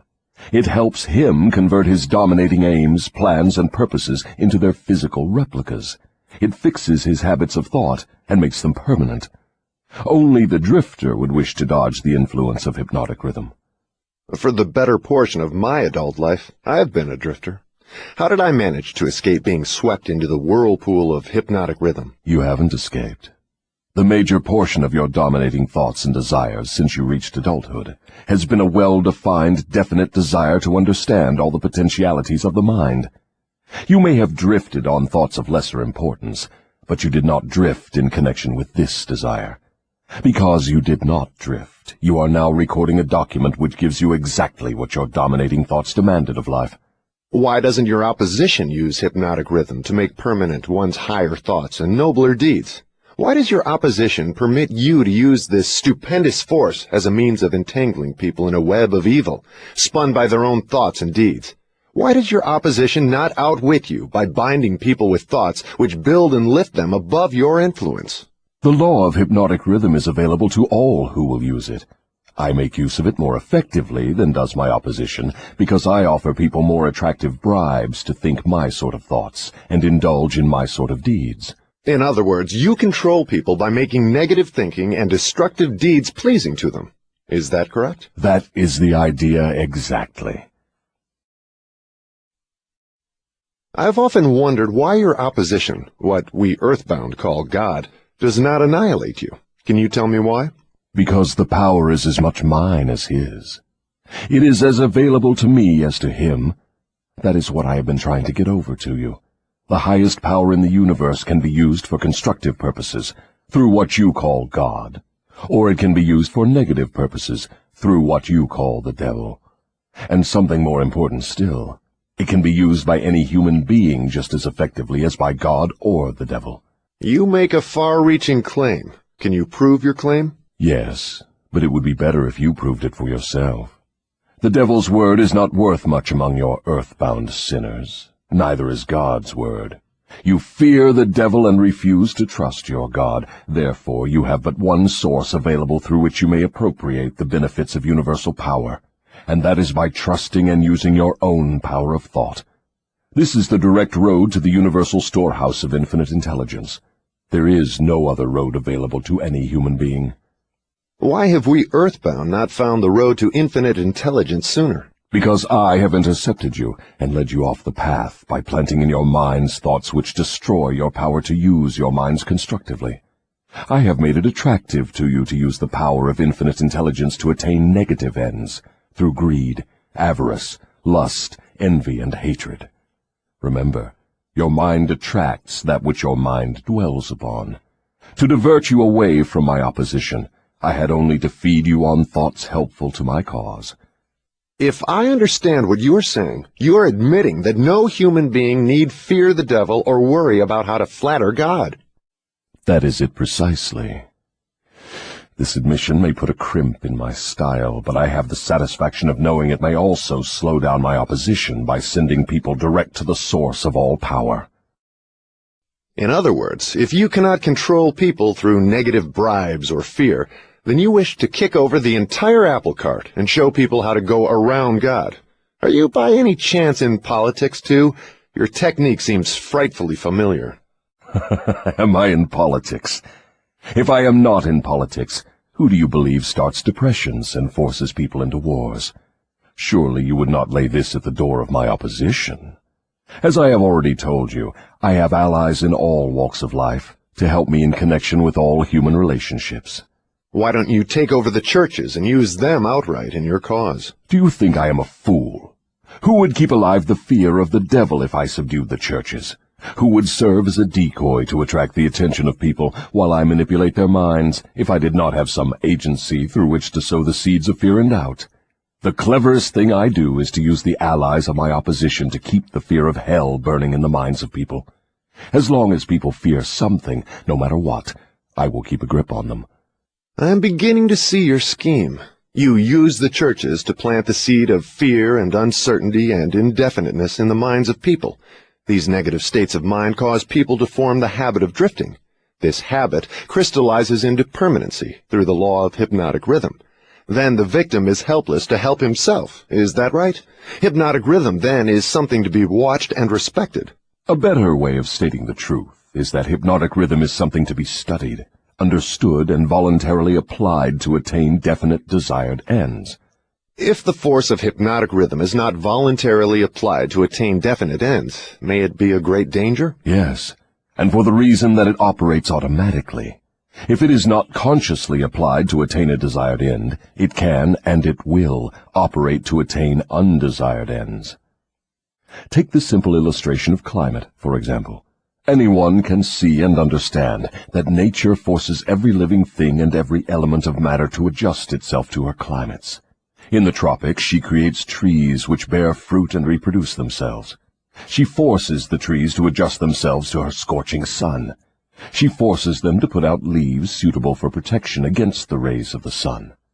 These same trees could not survive if removed to the Arctic regions, where nature has established an entirely different climate. In the colder climate, she creates trees which are adjusted to survive and to reproduce themselves, but they could not survive if transplanted in the tropical regions.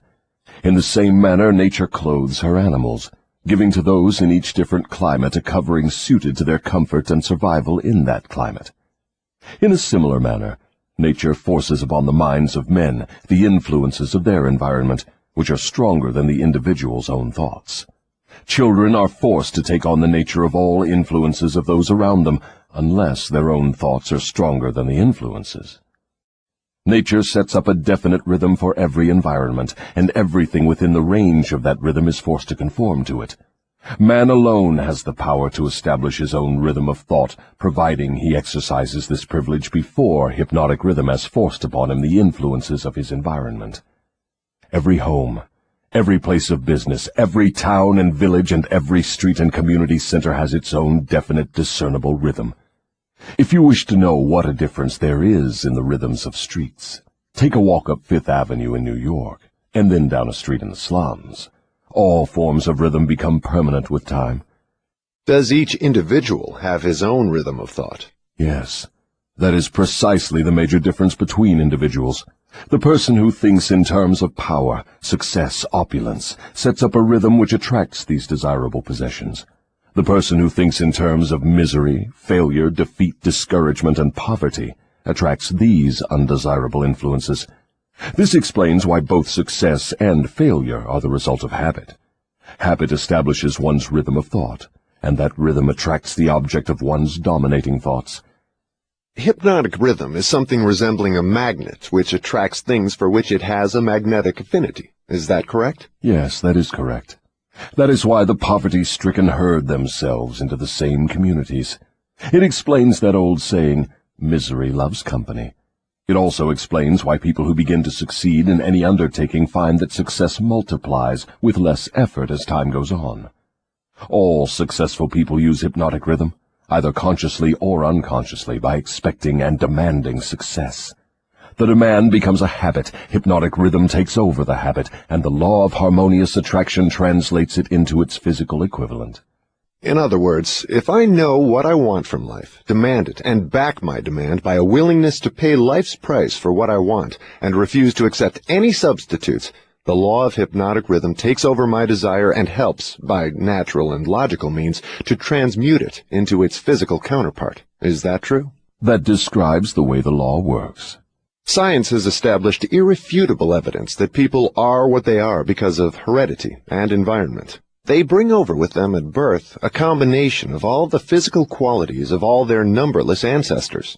After they arrive here, they reach the age of self-consciousness, and from there on, they shape their own personalities and more or less fix their own earthly destinations as the result of the environmental influences to which they are subjected, especially the influences which control them during early childhood. These two facts have been so well established, there's no room for any intelligent person to question them. How can hypnotic rhythm change the nature of a physical body, which is a combination of thousands of ancestors who have lived and died before one is born? How can hypnotic rhythm change the influence of one's environment? People who are born in poverty and ignorance have a strong tendency to remain poverty-stricken and ignorant all through life. What, if anything, can hypnotic rhythm do about this? Hypnotic rhythm cannot change the nature of the physical body one inherits at birth. But it can, and it does, modify change, control, and make permanent one's environmental influences. If I understand what you mean, a human being is forced by nature to take on and become a part of the environment he chooses, or the environment that may be forced upon him? That is correct. But there are ways and means by which an individual may resist the influences of an environment he does not wish to accept, and also a method of procedure by which one may reverse the application of hypnotic rhythm from negative to positive ends. Do you mean that there is a definite method by which hypnotic rhythm can be made to serve instead of destroy one? I mean just that. Tell me how this astounding end may be attained. For my description to be of any practical value, it will be necessarily lengthy, because it will have to cover 7 principles of psychology, which must be understood and applied by all who use hypnotic rhythm to aid them in forcing life to yield that which they want. Then break your description into 7 parts, each giving a detailed analysis of one of the 7 principles with simple instructions for its practical application. Your Majesty will now proceed to unfold the secrets of the 7 principles through which human beings may force life to provide them with spiritual, mental, and physical freedom. Do not be sparing in your description of these principles. I want a complete illustration of how the principles may be used by anyone who chooses to use them. Tell us all you know about the principle of definiteness of purpose. If you go through with this mad idea of publishing my confession, you will open the gates of hell and turn loose all the precious souls I have collected back down through the ages. You will deprive me of souls yet unborn. You will release from my bondage millions now living. Stop, I beg of you. Open up. Let's hear what you have to say about the principle of definiteness of purpose. You are pouring water on the fires of hell, but the responsibility is yours, not mine. I may as well tell you that any human being who can be definite in his aims and plans can make life hand over whatever is wanted. That is a broad claim, Your Majesty. Do you wish to tone it down a bit? Tone it down? No, I wish to tone it up. When you hear what I now have to say, you will understand why the principle of definiteness is so important. My opposition uses a clever little trick to cheat me of my control over people. The opposition knows that definiteness of purpose closes the door of one's mind so tightly against me that I cannot break through unless I can induce one to form the habit of drifting. Why doesn't your opposition give your secret to all people by telling them to avoid you through definiteness of purpose? You have already admitted that 2 out of every 100 people belong to your opposition. Because I am more clever than my opposition.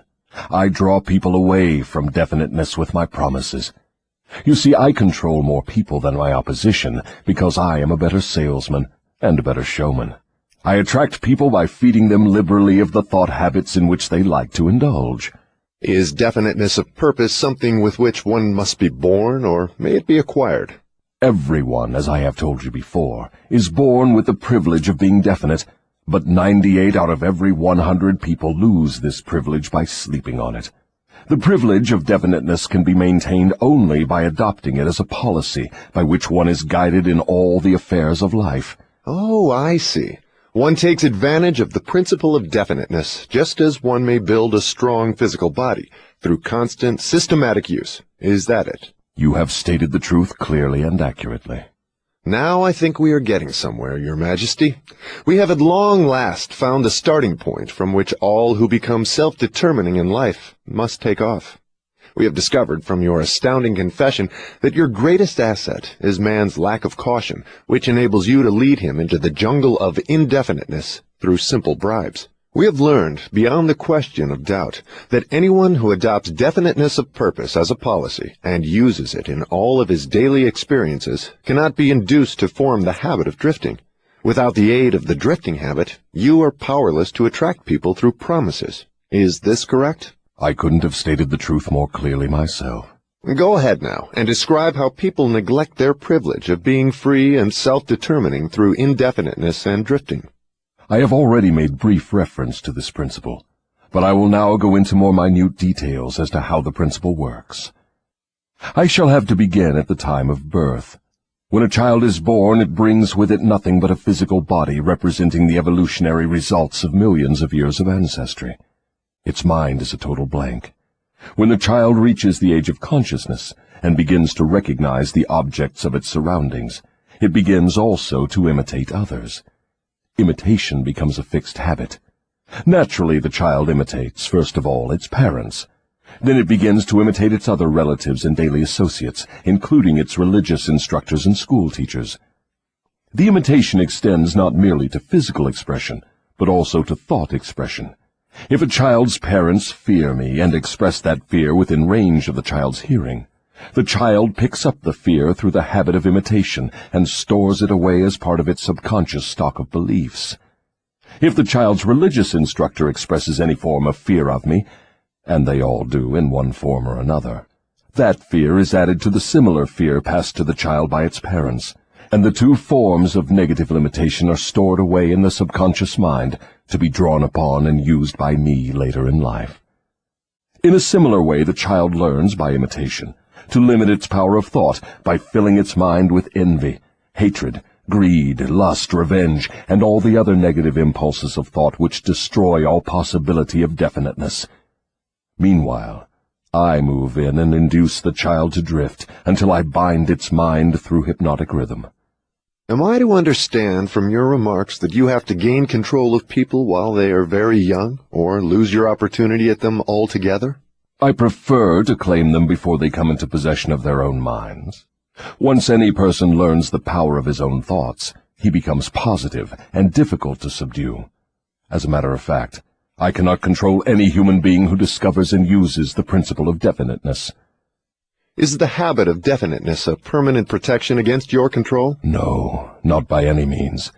Definiteness closes the door of one's mind to me only as long as that person follows the principle as a matter of policy. Once any person hesitates, procrastinates, or becomes indefinite about anything, he is just one step removed from my control. What has definiteness to do with one's material circumstances? I want to know if one may acquire power through definiteness of purpose without inviting destruction through the law of compensation. Your question limits my illustrations because there are so few people in the world who understand, and there have been so few in the past who understood, how to use definiteness of purpose without attracting to themselves the negative application of the law of compensation. Here you are forcing me to disclose one of my most prized tricks. I am bound to tell you that I eventually reclaim for my cause all who escape me temporarily through definiteness of purpose. The reclamation is made by filling the mind with greed for power and the love of egotistical expression, until the individual falls into the habit of violating the rights of others. Then I step in with the law of compensation and reclaim my victim. So I see from your admission that definiteness of purpose may be dangerous in proportion to its possibility as a power. Is that true? Yes, and what is more important, Every principle of good carries with it the seed of an equivalent danger. That is hard to believe. What danger, for example, can there be in the habit of love of truth? The danger lies in the word habit. All habits, save only that of the love of definiteness of purpose, may lead to the habit of drifting.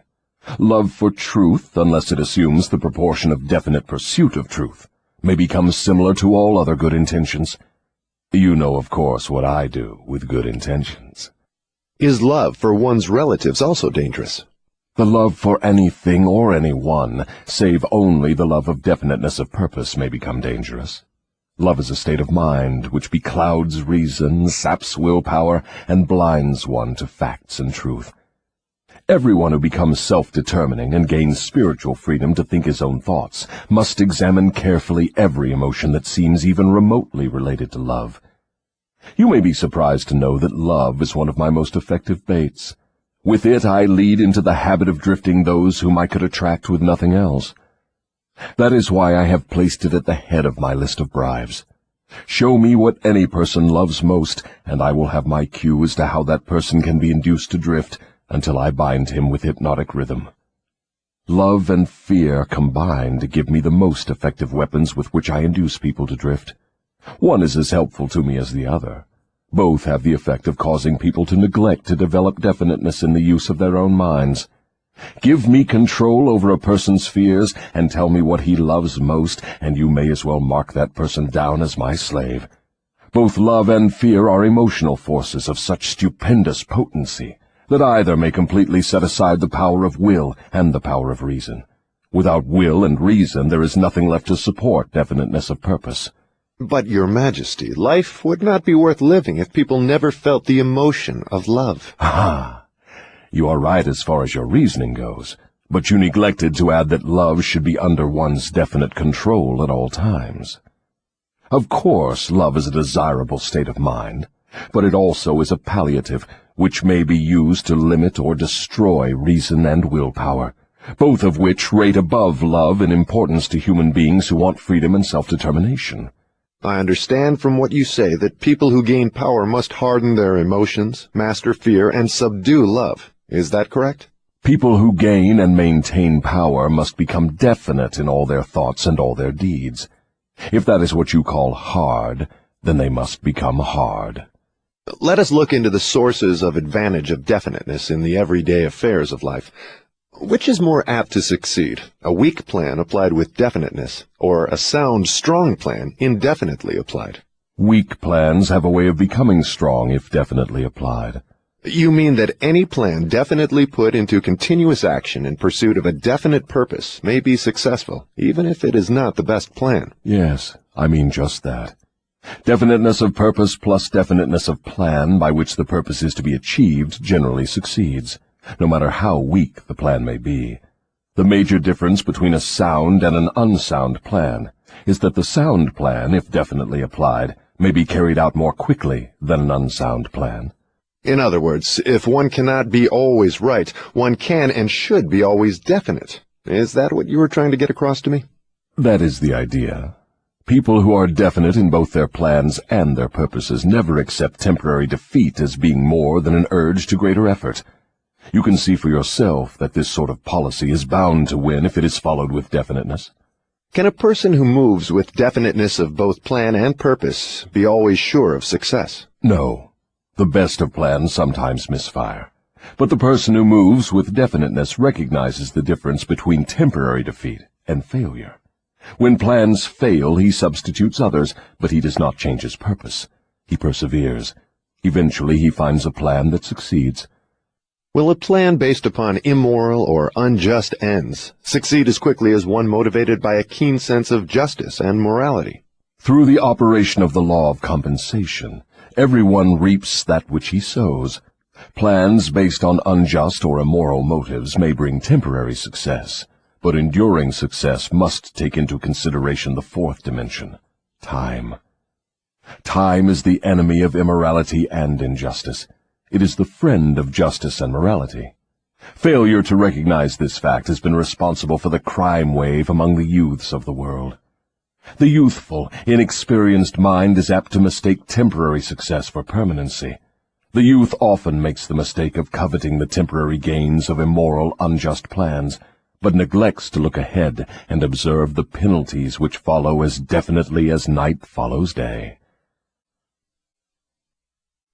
This is pretty deep stuff, Your Majesty. Let us get back to the discussion of lighter and more concrete subjects that are likely to interest the majority of people.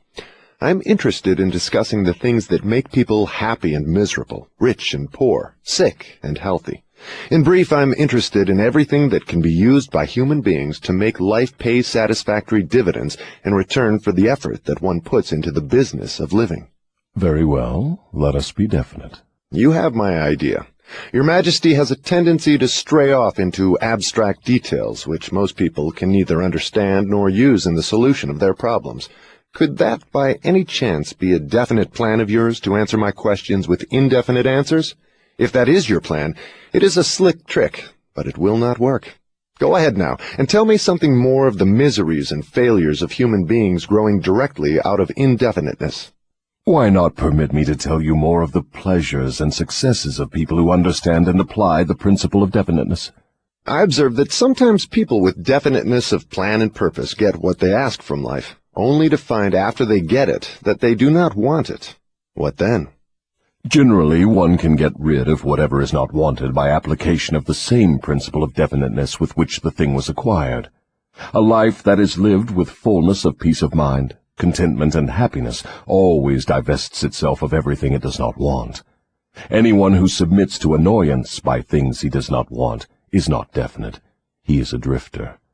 What about married people who cease to want each other? Should they separate?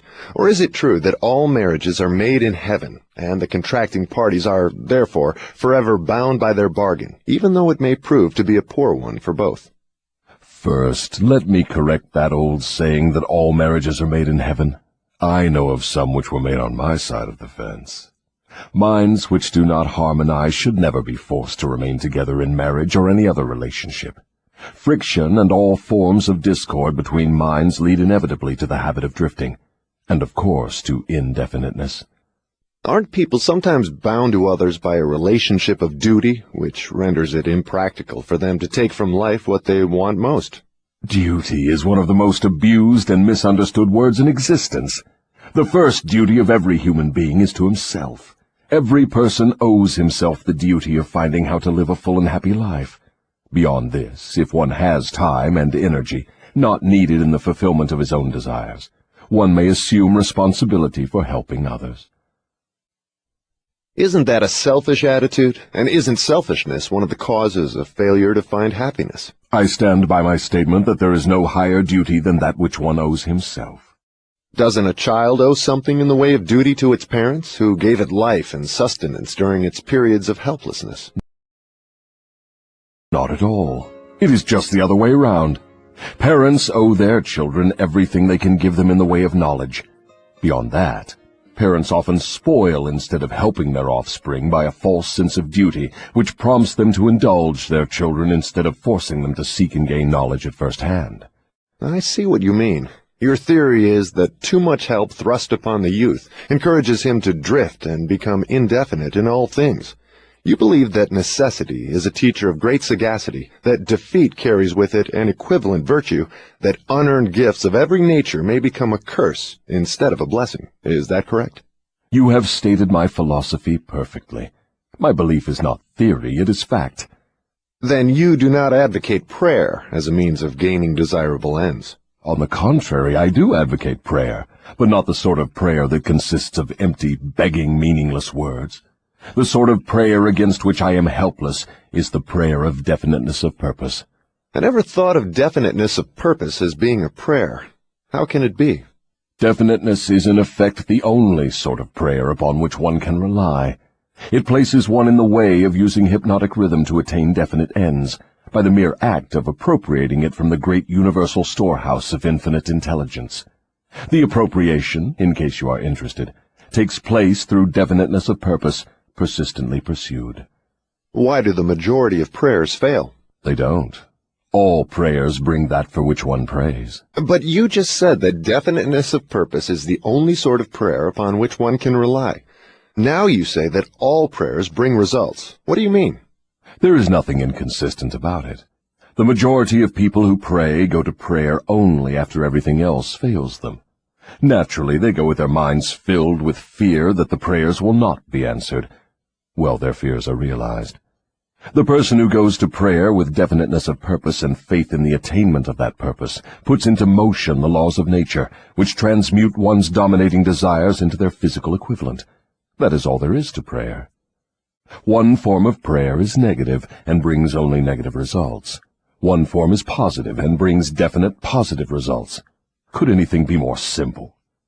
People who whine and beg God to assume responsibility for all their troubles and provide them with all the necessities and luxuries of life are too lazy to create what they want and translate it into existence through the power of their own minds.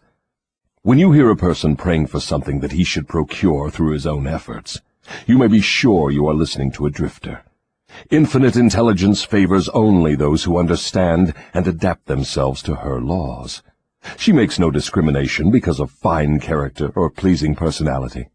These things help people negotiate their way through life more harmoniously with one another. But the source from which prayer is answered is not impressed by fine feathers. Nature's law is, know what you want, adapt yourself to my laws, and you shall have it. Does that harmonize with the teachings of Christ? Perfectly. Also, it harmonizes with the teachings of all truly great philosophers. Is your theory of definiteness in harmony with the philosophy of men of science? Definiteness is the major difference between a scientist and a drifter. Through the principle of definiteness of purpose and plan, the scientist forces nature to hand over her most profound secrets. It was through this principle that Edison uncovered the secret of the talking machine, the incandescent electric light, and scores of other benefits for mankind. Then I understand that definiteness is the first requisite for success in all earthly undertakings. Is that right? Exactly. Anything which teaches people to examine facts and coordinate them into definite plans through accurate thinking is hard on my profession. If this thirst for definite knowledge now spreading over the world keeps up, my business will be shot to pieces within the next few centuries. I thrive on ignorance, superstition, intolerance, and fear. But I cannot stand up under definite knowledge properly organized into definite plans in the minds of people who think for themselves. Why don't you take over omnipotence and manage the whole works in your own way? You might as well ask why the negative portion of the electron doesn't take over the positive portion and run the entire works. The answer is that both the positive and the negative charges of energy are necessary to the existence of the electron. One is balanced equally against the other, stalemated as it were. So it is with what you call omnipotence and I. We represent the positive and the negative forces of the entire system of universes, and we are equally balanced one against the other. If this power of balance were shifted the slightest degree, the whole system of universes would become quickly reduced to a mass of inert matter. Now you know why I cannot take over the whole show and run it my way. If what you say is true, you have exactly the same power as omnipotence. Is that true? That is correct. My opposition, you call it omnipotence, expresses itself through the forces which you call good, the positive forces of nature. I express myself through the forces you call bad, the negative forces. Both good and bad are coincidental with existence. One is as important as the other. Then the doctrine of predestination is sound. People are born to success or failure, misery or happiness, to be good or bad, and they have nothing to do with this, nor can they modify their natures. Is that your claim? Emphatically not. Every human being has a wide range of choice in both his thoughts and his deeds. Every human being can use his brain for the reception and the expression of positive thoughts, or he can use it for the expression of negative thoughts. His choice in this important matter shapes his entire life. From what you have said, I gather the idea that human beings have more freedom of expression than either you or your opposition. Is that correct? That is true. Omnipotence and I are bound by immutable laws of nature. We cannot express ourselves in any manner not conforming to these laws. Then it is true that man has rights and privileges not available to either omnipotence or the devil. Is that the truth? Yes, that is true. But you might well have added that man is not yet fully awakened to the realization of this potential power.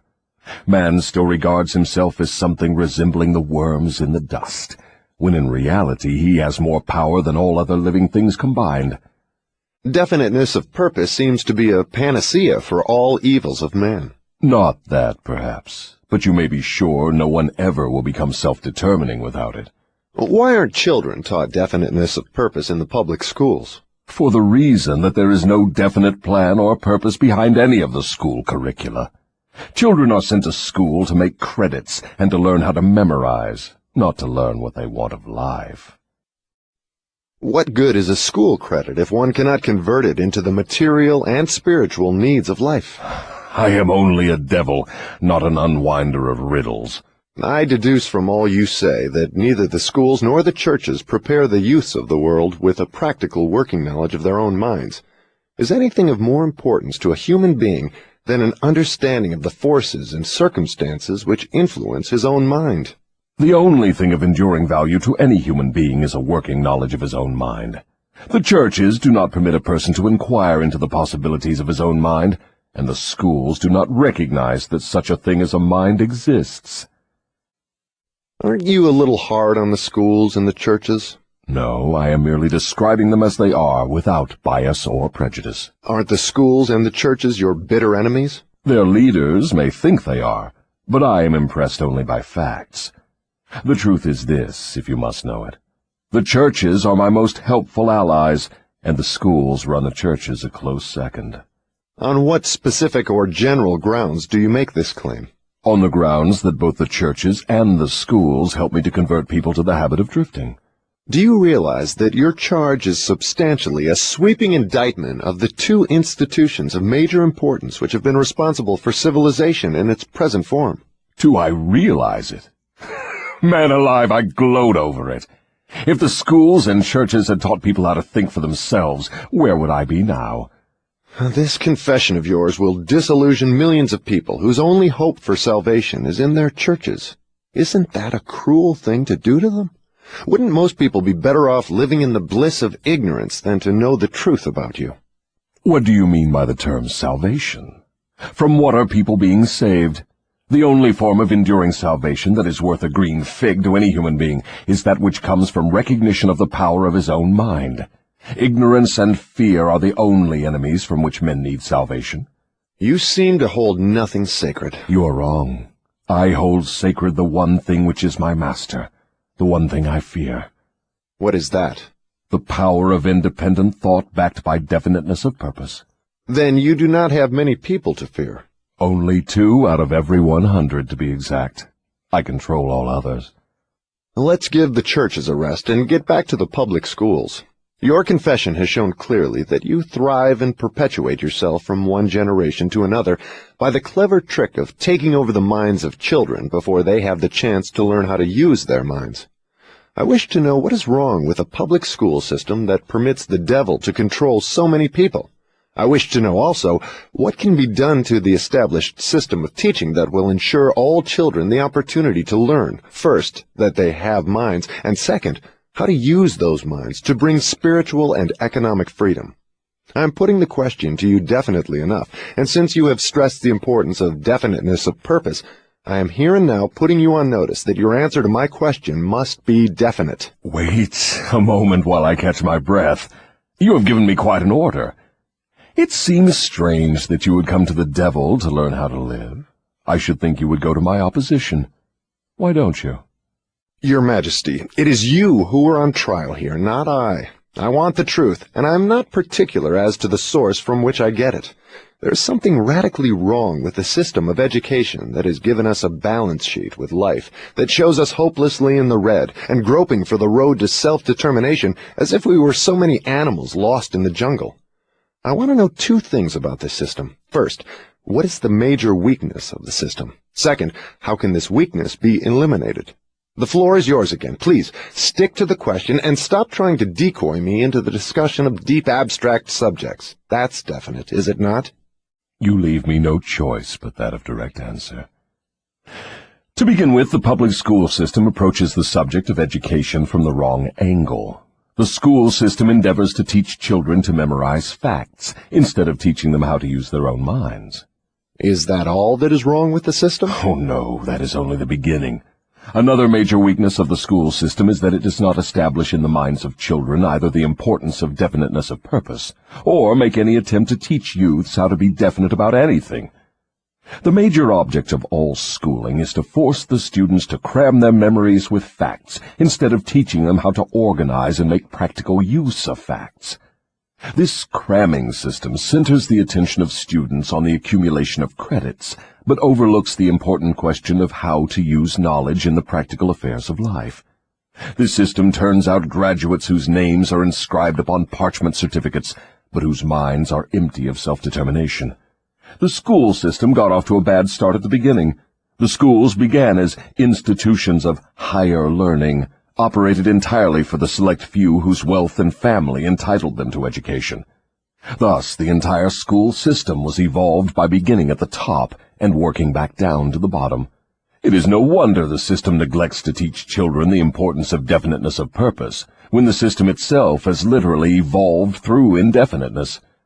What would correct this weakness of the public school system? Let's not complain of the weakness of the system unless we are prepared to offer a practical remedy with which it can be corrected. In other words, while we are discussing the importance of definiteness of plan and purpose, let us take our own medicine and be definite. Why don't you lay off the schools and churches and save yourself plenty of trouble? Don't you know that you are poking your nose into the affairs of the two forces that control the world? Suppose you do show up the schools and the churches as being weak and inadequate for the needs of human beings. What then? With what are you going to replace these two institutions? Stop trying to evade my questions by the old trick of asking a counter-question. I do not propose to replace the schools and churches, but I do propose to find out, if I can, how these organized forces can be modified so that they will serve people instead of keeping them in ignorance. Go ahead now and give me a detailed catalog of all the changes in the public school system which would improve it. So you want the entire catalog, do you? Do you want the suggested changes in the order of their importance? Describe the changes needed, just as they come to you. You are forcing me to commit an act of treason against myself. But here it is. Reverse the present system by giving children the privilege of leading in their schoolwork instead of following orthodox rules designed only to impart abstract knowledge. Let instructors serve as students, and let the students serve as instructors.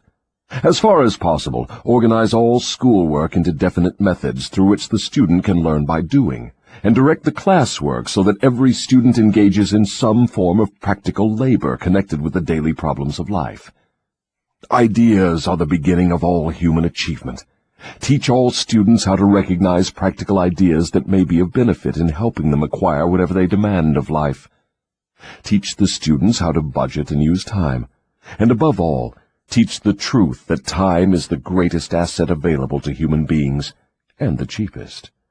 Teach the student the basic motives by which all people are influenced, and show how to use these motives in acquiring the necessities and the luxuries of life.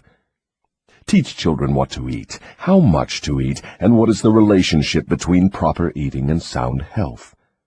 Teach children the true nature and function of the emotion of sex. And above all, teach them that it can be transmuted into a driving force capable of lifting one to great heights of achievement. Teach children to be definite in all things, beginning with the choice of a definite major purpose in life.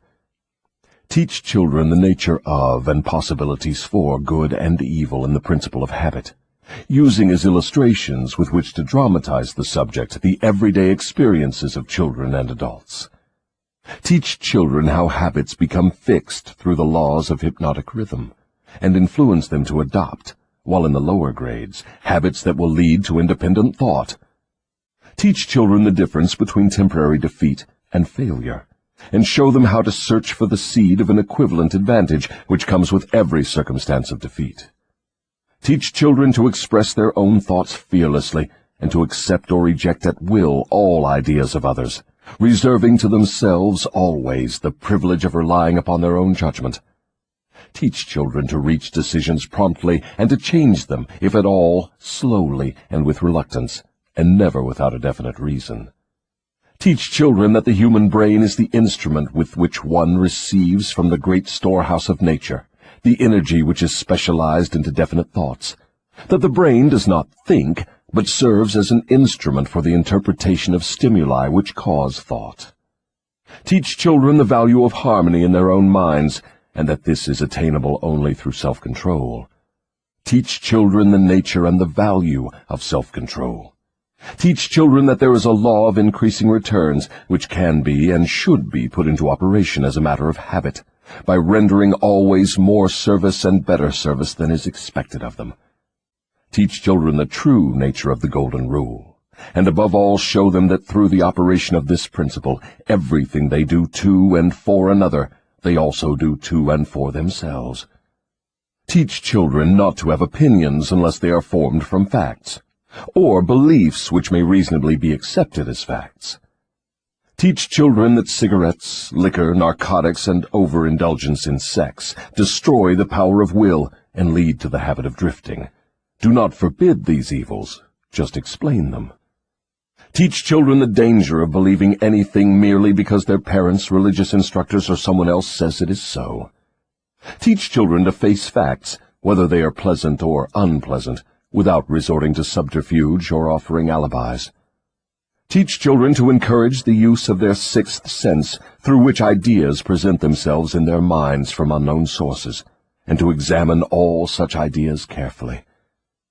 Teach children the full import of the law of compensation as it was interpreted by Ralph Waldo Emerson, and show them how the law works in the small, everyday affairs of life. Teach children that definiteness of purpose, backed by definite plans persistently and continuously applied, is the most efficacious form of prayer available to human beings. Teach children that the space they occupy in the world is measured definitely by the quality and quantity of useful service they render the world. Teach children there is no problem which does not have an appropriate solution, and that the solution often may be found in the circumstance creating the problem.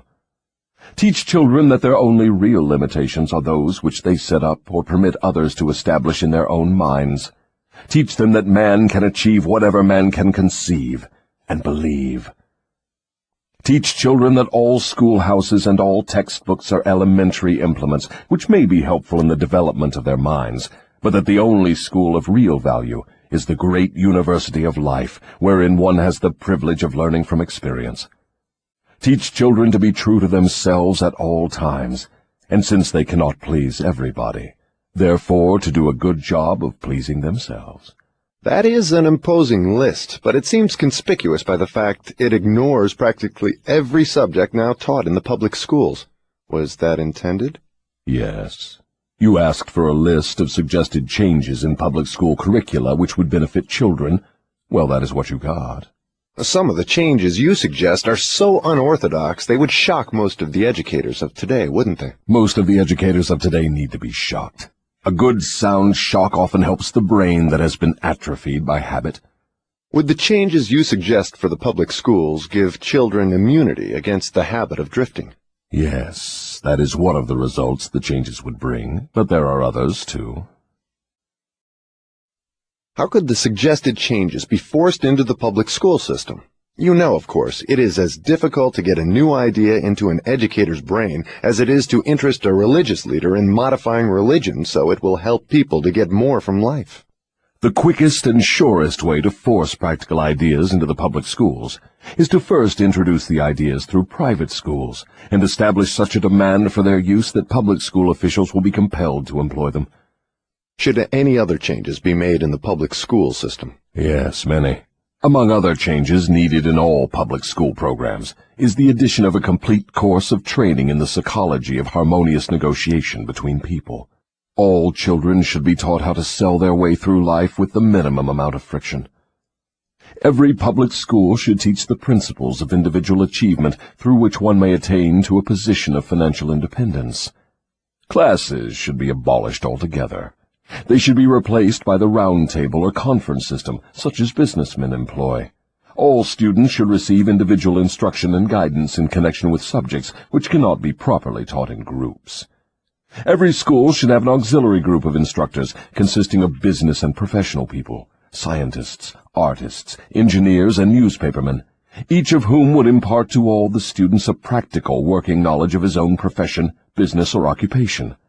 This instruction should be conducted through the conference system, to save the time of the instructors.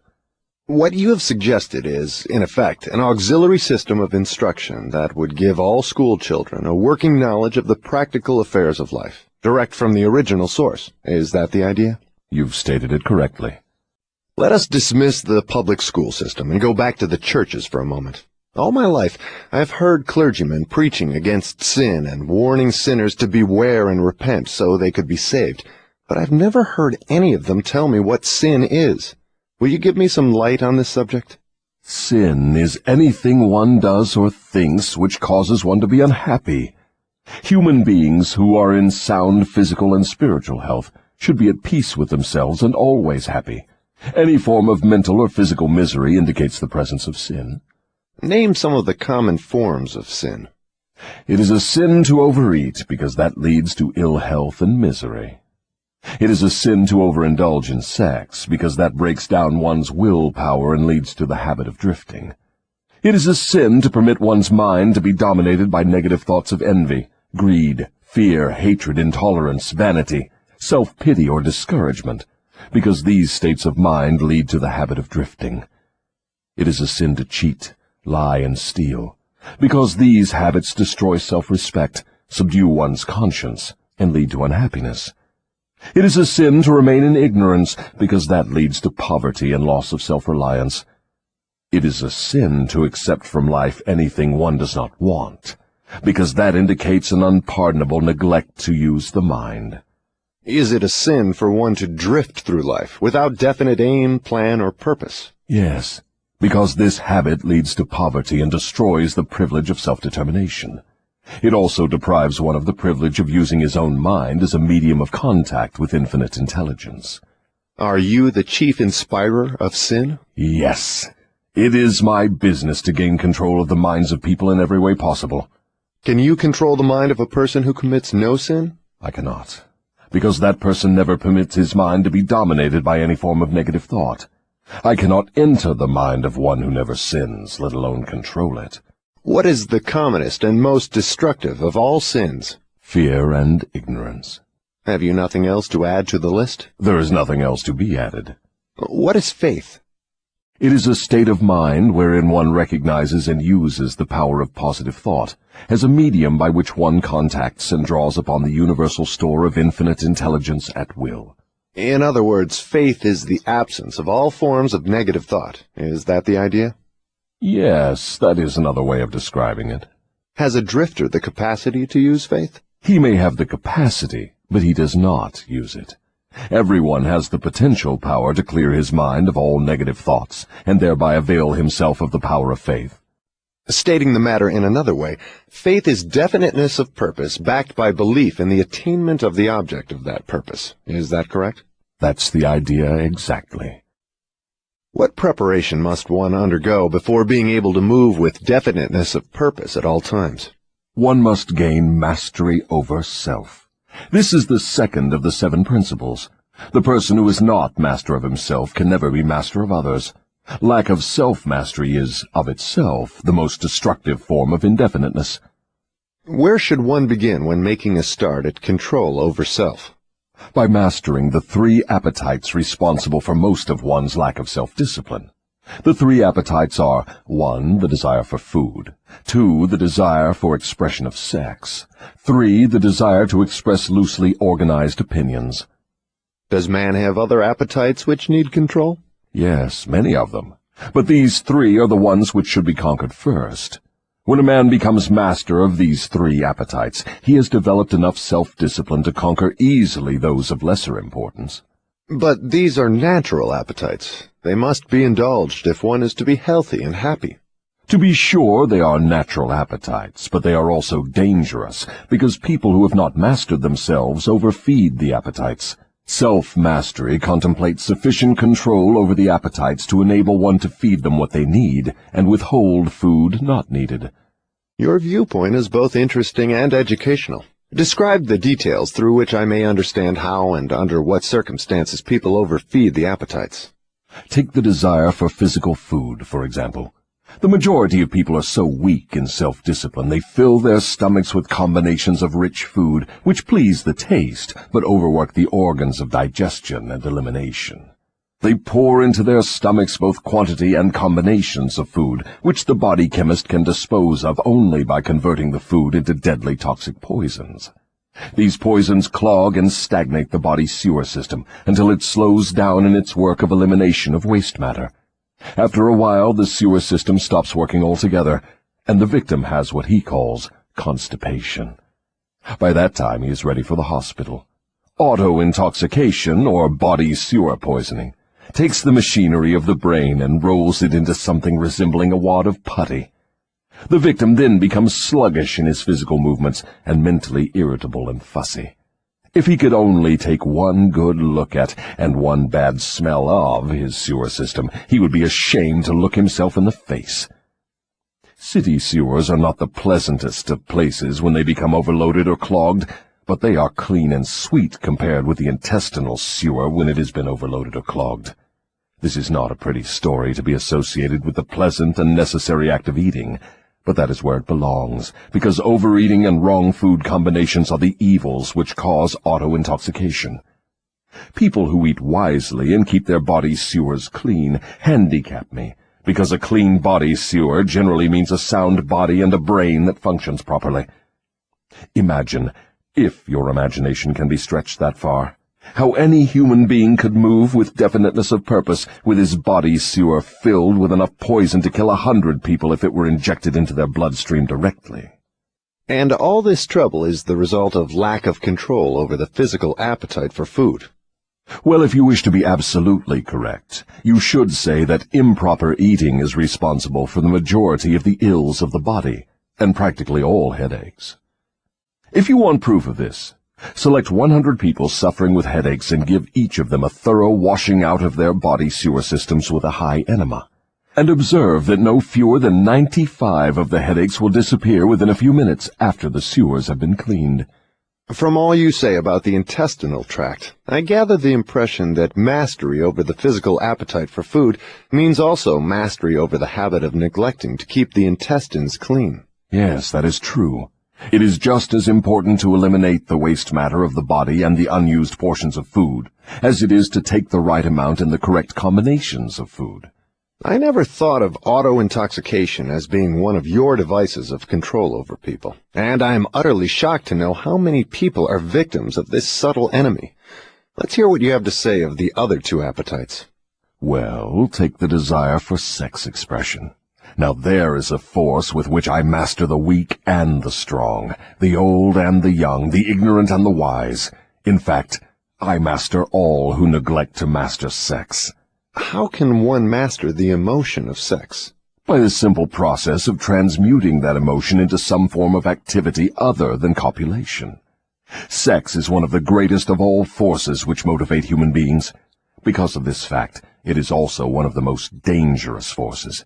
If humans would control their sex desires and transmute them into a driving force with which to carry on their occupation, that is, if they spent on their work 1/2 the time they dissipate in pursuit of sex, they would never know poverty. Do I understand you to imply there is a relationship between sex and poverty? Yes, where sex is not under definite control. If allowed to run its natural course, sex will quickly lead one into the habit of drifting. Is there any relationship between sex and leadership? Yes, all great leaders in every walk of life are highly sexed, but they follow the habit of controlling their sex desires, switching them into a driving force behind their occupation. Is the habit of overindulgence in sex as dangerous as the habit of taking narcotics or liquor? There is no difference between these habits. Both lead to hypnotic control through the habit of drifting. Why does the world look upon sex as something vulgar? Because of the vulgar abuse people have made of this emotion. It is not sex that is vulgar. It is the individual who neglects or refuses to control and guide it. Do you mean by your statement that one should not indulge the desire for sex? No, I mean that sex, like all other forces available to man, should be understood, mastered, and made to serve man. The desire for sex expression is as natural as the desire for food. The desire can no more be killed than one can entirely stop a river from flowing. If the emotion of sex is shut off from the natural mode of expression, it will break out in some other less desirable form, just as a river will, if dammed, break through and flow around the dam. The person who has self-discipline understands the emotion of sex, respects it, and learns to control and transmute it into constructive activities. Just what damage is there in overindulgence of sex? The greatest damage is that it depletes the source of man's greatest driving force and wastes, without adequate compensation, man's creative energy. It dissipates energy needed by nature to maintain physical health. Sex is nature's most useful therapeutic force. It depletes the magnetic energy which is the source of an attractive, pleasing personality. It removes the sparkle from one's eyes and sets up discord in the tone of one's voice. It destroys enthusiasm, subdues ambition, and leads inevitably to the habit of drifting on all subjects. I would like for you to answer my question in another way by telling me what beneficial ends the emotion of sex may be made to attain if mastered and transmuted. Controlled sex supplies the magnetic force that attracts people to one another. It is the most important factor of a pleasing personality. It gives quality to the tone of voice, and enables one to convey through the voice any feeling desired. It serves, as nothing else can serve, to give motive power to one's desires. It keeps the nervous system charged with the energy needed to carry on the work of maintaining the body. It sharpens the imagination and enables one to create useful ideas. It gives quickness and definiteness to one's physical and mental movements. It gives one persistence and perseverance in the pursuit of one's major purpose in life. It is a great antidote for all fear. It gives one immunity against discouragement. It helps to master laziness and procrastination. It gives one physical and mental endurance while undergoing any form of opposition or defeat. It gives one the fighting qualities necessary under all circumstances for self-defense.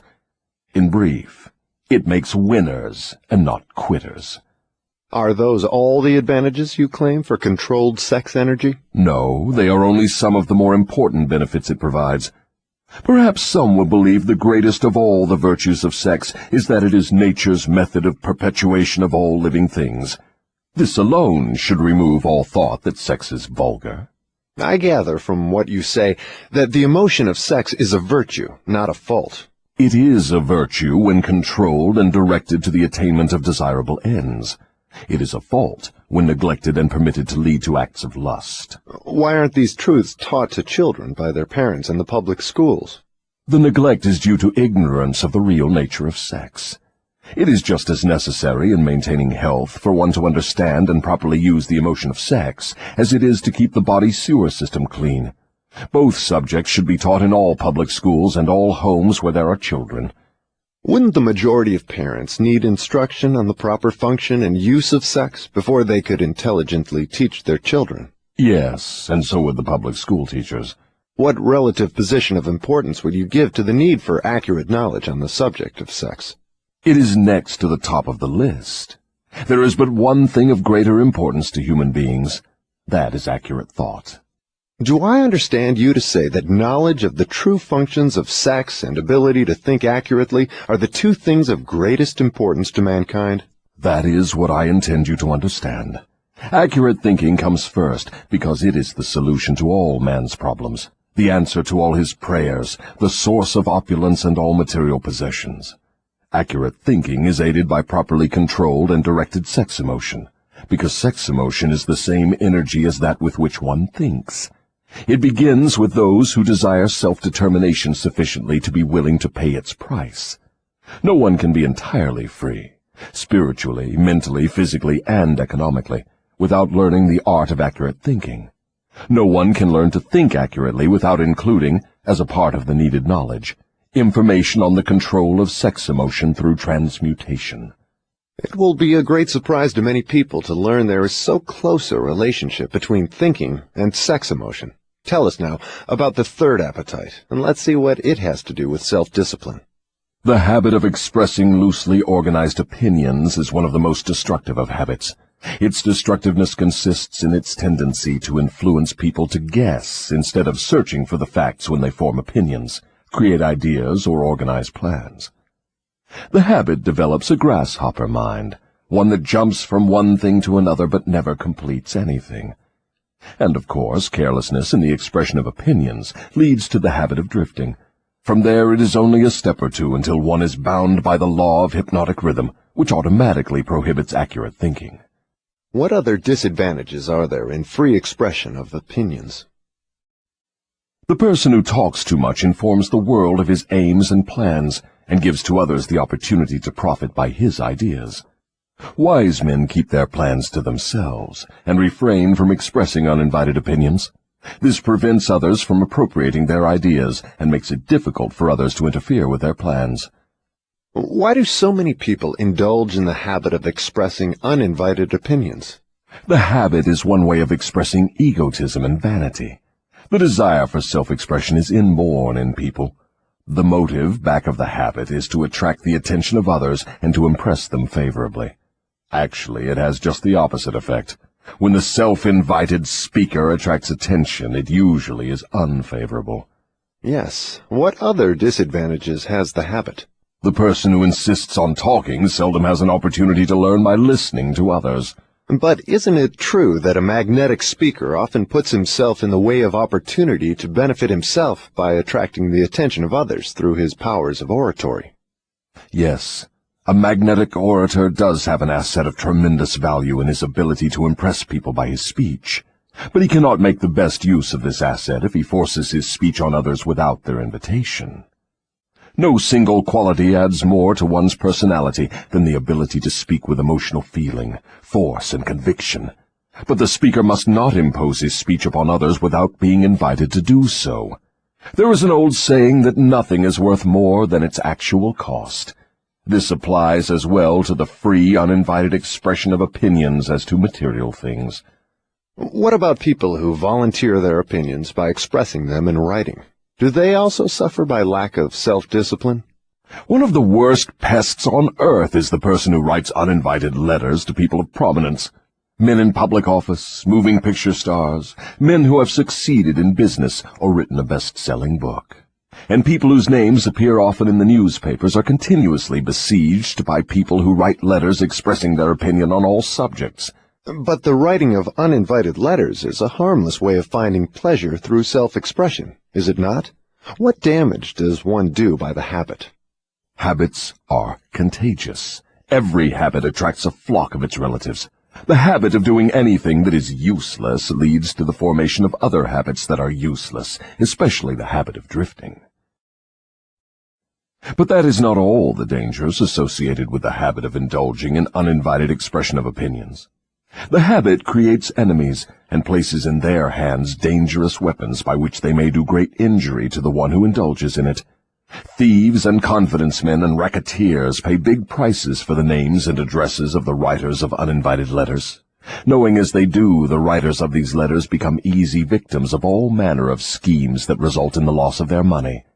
They refer to the writers of such letters as nuts.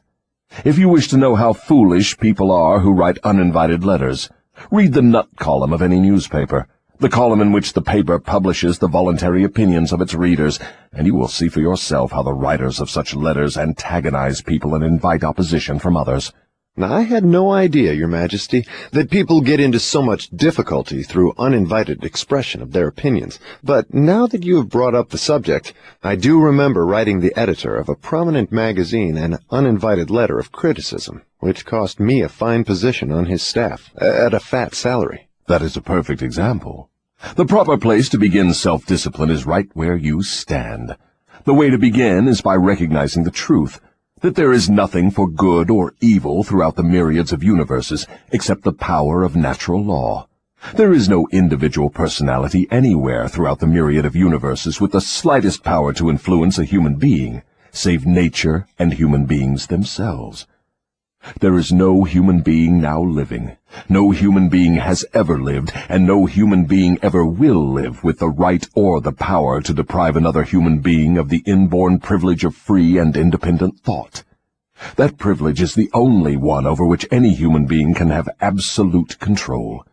No adult human being ever loses the right to freedom of thought, but most humans lose the benefits of this privilege either by neglect or because it has been taken away from them by their parents or religious instructors before the age of understanding.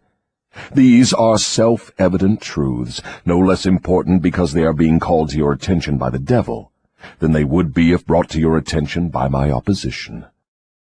But what are people going to lean upon in the hour of emergency when they know not where nor to whom to appeal? Let them lean upon the only dependable power available to any human being.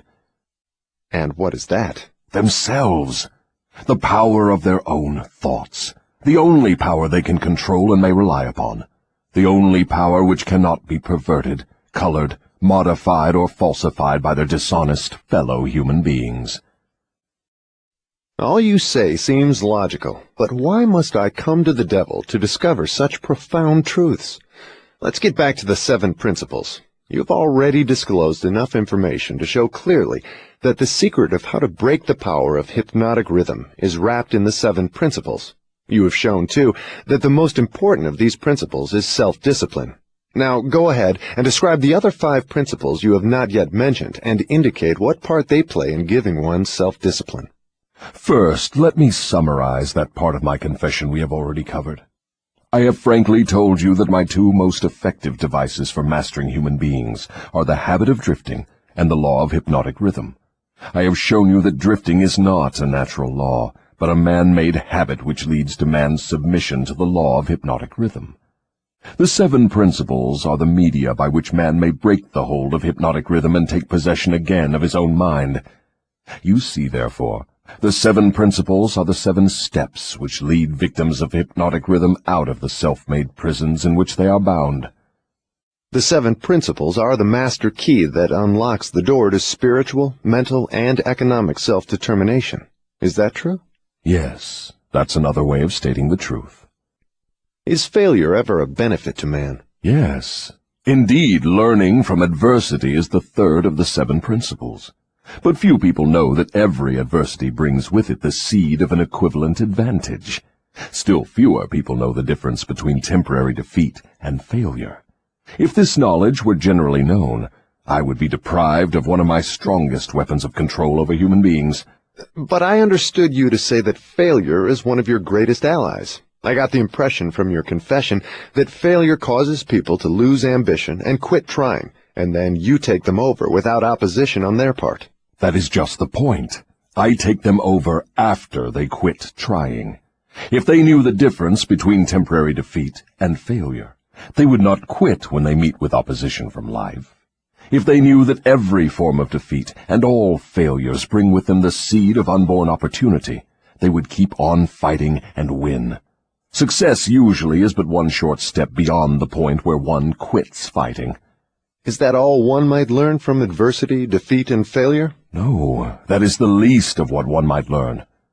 I hate to tell you this, but failure often serves as a blessing in disguise, because it breaks the grip of hypnotic rhythm and frees the mind for a fresh start. Now we are getting somewhere. So, you have confessed at long last that even nature's law of hypnotic rhythm can be, and often is, annulled by nature herself. Is that correct? No, that is not stating the matter accurately. Nature never reverses any of her natural laws. Nature does not take away a human being's freedom of thought through hypnotic rhythm. The individual gives up his freedom by abuse of this law. If a man jumped from a tree and was killed by the sudden impact of his body with the earth, through the law of gravity, you wouldn't say nature murdered him, would you? You would say the man neglected to relate himself properly to the law of gravity. I'm beginning to see. The law of hypnotic rhythm is capable of both negative and positive application. It may drag one down to slavery through loss of the privilege of freedom of thought, or it may help one rise to great heights of achievement through the free use of thought, depending on how the individual relates himself to the law. Is that correct? Now you have it right. But what about failure? One does not fail intentionally with purpose aforethought. No one encourages temporary defeat. These are circumstances over which the individual often has no control whatsoever. How, then, can it be said that nature does not take away one's freedom of thought when failure destroys ambition, willpower, and the self-confidence essential to make a fresh start? Failure is a man-made circumstance. It is never real until it has been accepted by man as permanent. Stating it another way, failure is a state of mind. Therefore, it is something an individual can control until he neglects to exercise this privilege. Nature does not force people to fail, But nature does impose her law of hypnotic rhythm upon all minds, and through this law gives permanency to the thoughts which dominate those minds. In other words, failure thoughts are taken over by the law of hypnotic rhythm and made permanent if the individual accepts any circumstances as being permanent failure. That same law just as readily takes over and makes permanent thoughts of success. What part, then, does failure play in helping an individual break the grip of hypnotic rhythm after that law has been fastened upon his mind? Failure brings a climax in which one has the privilege of clearing his mind of fear and making a new start in another direction. Failure proves conclusively that something is wrong with one's aims or the plans by which the object of these aims is sought. Failure is the dead end of the habit path one has been following, and when it is reached, it forces one to leave that path and take up another, thereby creating a new rhythm. But failure does more than this. It gives an individual an opportunity to test himself, wherein he may learn how much willpower he possesses. Failure also forces people to learn many truths they would never discover without it. Failure often leads an individual to an understanding of the power of self-discipline, without which no one could turn back after having once been the victim of hypnotic rhythm. Study the lives of all people who achieve outstanding success in any calling, and observe with profit that their success is usually in exact ratio to their experiences of defeat before succeeding. Is this all you have to say of the advantages of failure? No, I have barely begun. If you want the real significance of adversity, failure, defeat, and all other experiences which break up a human being's habits and force him to form new habits, watch nature at her work. Nature uses illness to break the physical rhythm of the body when the cells and organs become improperly related. She uses economic depressions to break the rhythm of mass thought when great numbers of people become improperly related, through business, social, and political activities. And she uses failure to break the rhythm of negative thought when an individual becomes improperly related to himself in his own mind. Observe carefully, and you will see that everywhere in nature there is always at work a natural law which gives eternal change to all matter, all energy, and to the power of thought. The only permanent thing in the universe is change, eternal, inexorable change, through which every atom of matter and every unit of energy has the opportunity to properly relate itself to all other units of matter and energy. And every human being has the opportunity and the privilege of properly relating himself to all other human beings, no matter how many mistakes he makes, or how many times or in what ways he may be defeated. When mass failure overtakes a nation, such as the 1929 World Business Depression, the circumstance is in perfect harmony with nature's plan to break up man's habits and give out fresh opportunities. What you are saying intrigues me. Am I to understand that hypnotic rhythm has something to do with the way people relate themselves to one another? That abstract, elusive thing called character is nothing but a manifestation of the law of hypnotic rhythm. Therefore, when speaking of one's character, it would be proper to say his thought habits have been crystallized into a positive or a negative personality. Through hypnotic rhythm, one is good or bad because of the knitting together of his thoughts and deeds through hypnotic rhythm. One is bound by poverty or blessed with abundance because his aims, plans, and desires, or lack of them, have been made permanent and real by hypnotic rhythm. Is that all you have to say of the connection between hypnotic rhythm and human relationships? No, I have just begun. Remember, while I am talking, I am speaking of the influence of hypnotic rhythm in connection with all human relationships. Men who succeed in business do so entirely because of the way they relate themselves to their associates and to others outside of the business. Professional men who succeed do so largely because of the manner in which they relate themselves to their clients.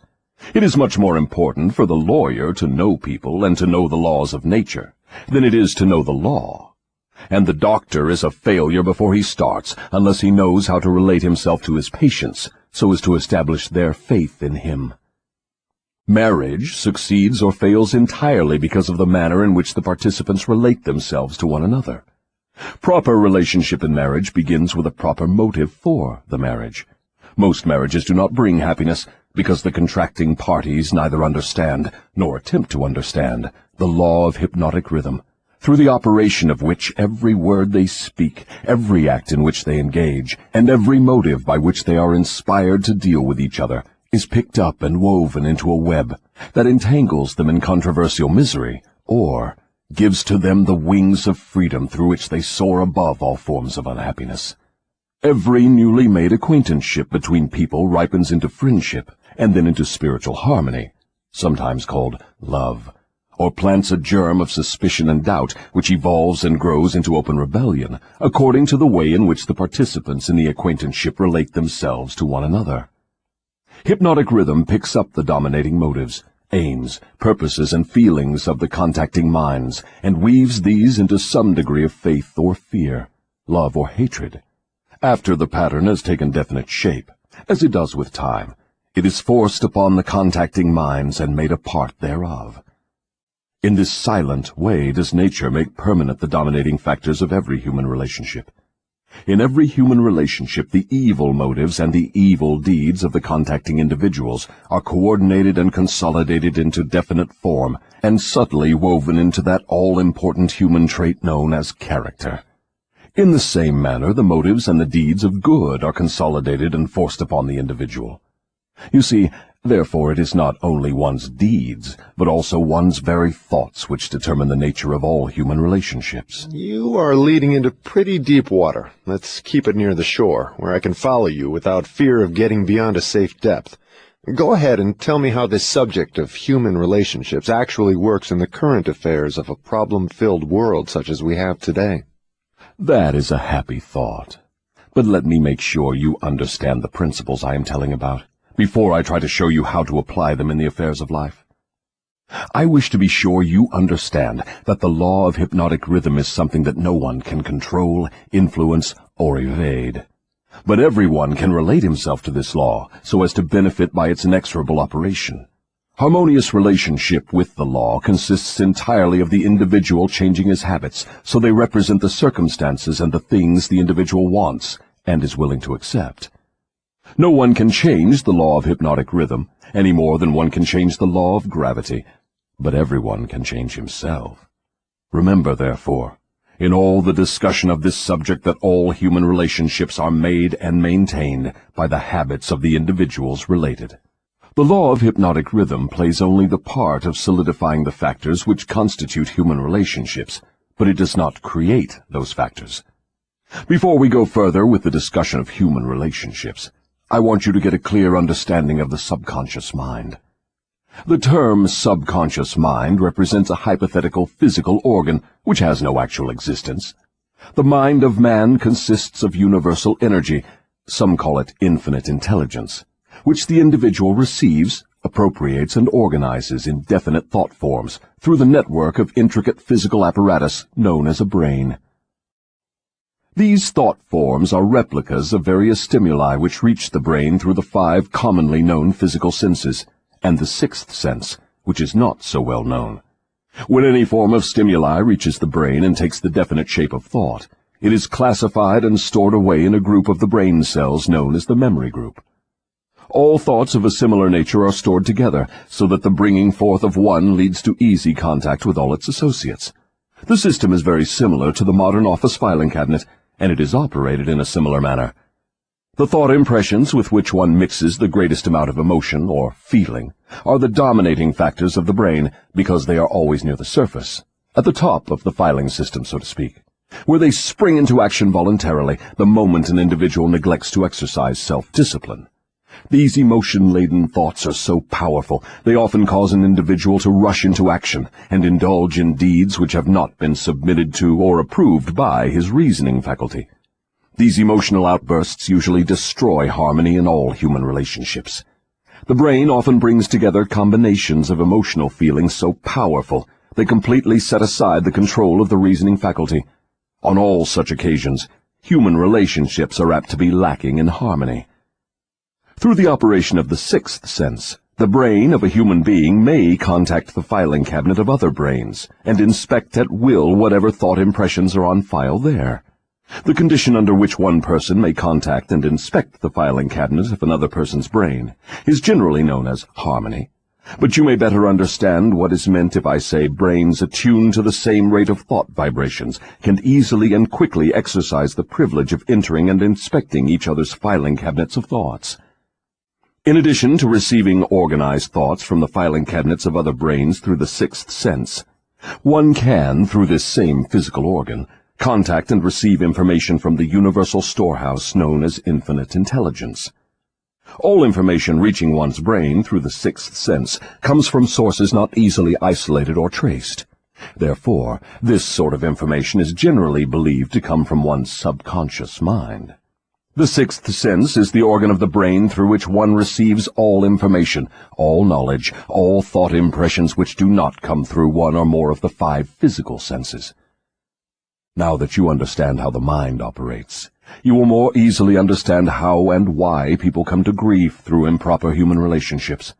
You will also understand how human relationship may be made to yield riches in their highest form, riches in material, mental, and spiritual estates.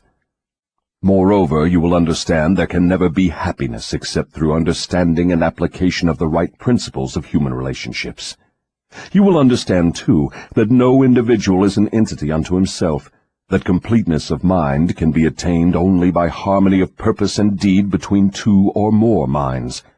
You will understand why every human being should, of his own choice, become his brother's keeper in fact, as well as in theory.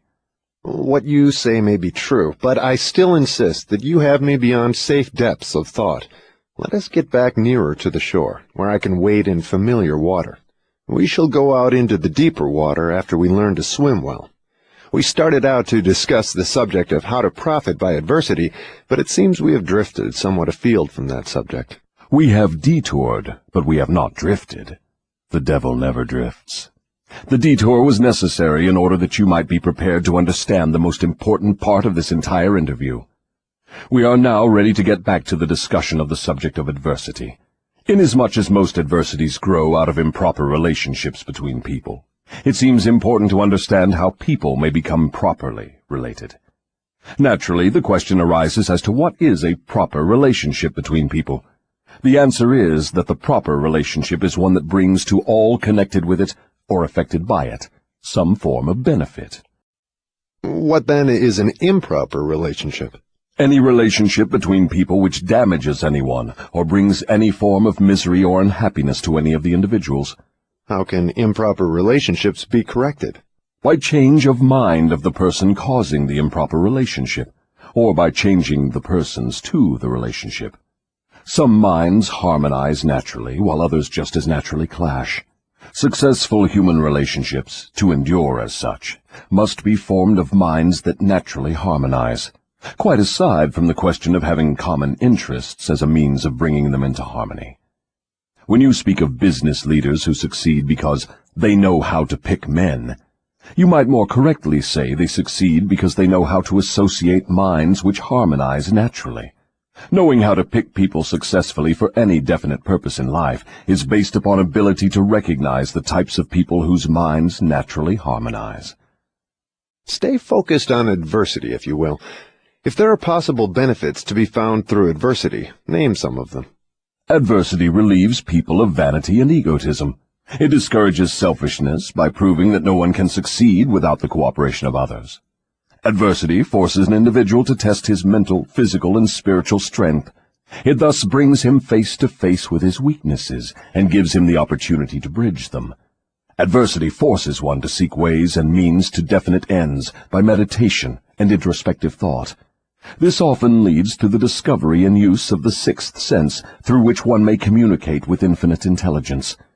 Adversity forces one to recognize the need for intelligence not available except from sources outside of one's own mind. Adversity breaks old habits of thought and gives one an opportunity to form new habits.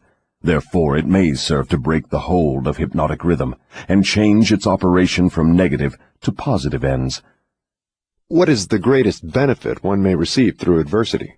The greatest benefit of adversity is that it may, and generally does, force one to change one's thought habits, thus breaking and redirecting the force of hypnotic rhythm. In other words, failure always is a blessing when it forces one to acquire knowledge or to build habits that lead to the achievement of one's major purpose in life. Is that correct? Yes, and something more.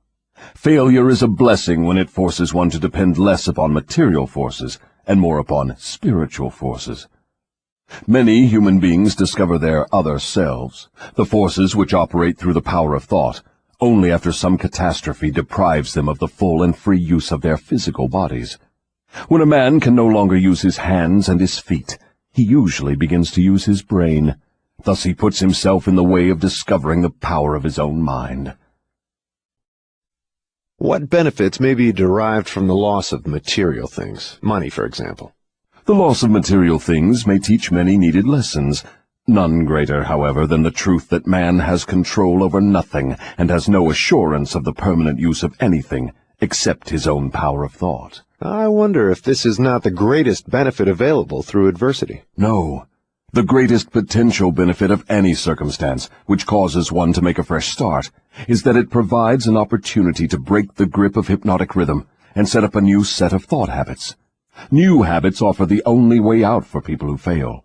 Most people who escape from the negative to the positive operation of the law of hypnotic rhythm do so only because of some form of adversity which forces them to change their thought habits.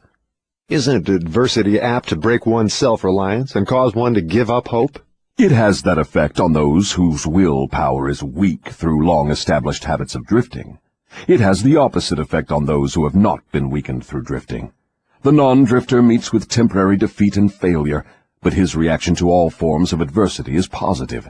He fights instead of giving up, and usually wins.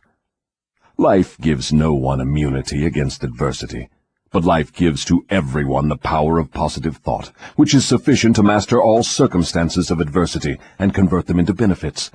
The individual is left with the privilege of using or neglecting to use his prerogative right to think his way through all adversities. Every individual is forced either to use his thought power for the attainment of definite positive ends, or by neglect or design, use this power for the attainment of negative ends. There can be no compromise, no refusal to use the mind. The law of hypnotic rhythm forces every individual to give some degree of use, either negative or positive, to his mind.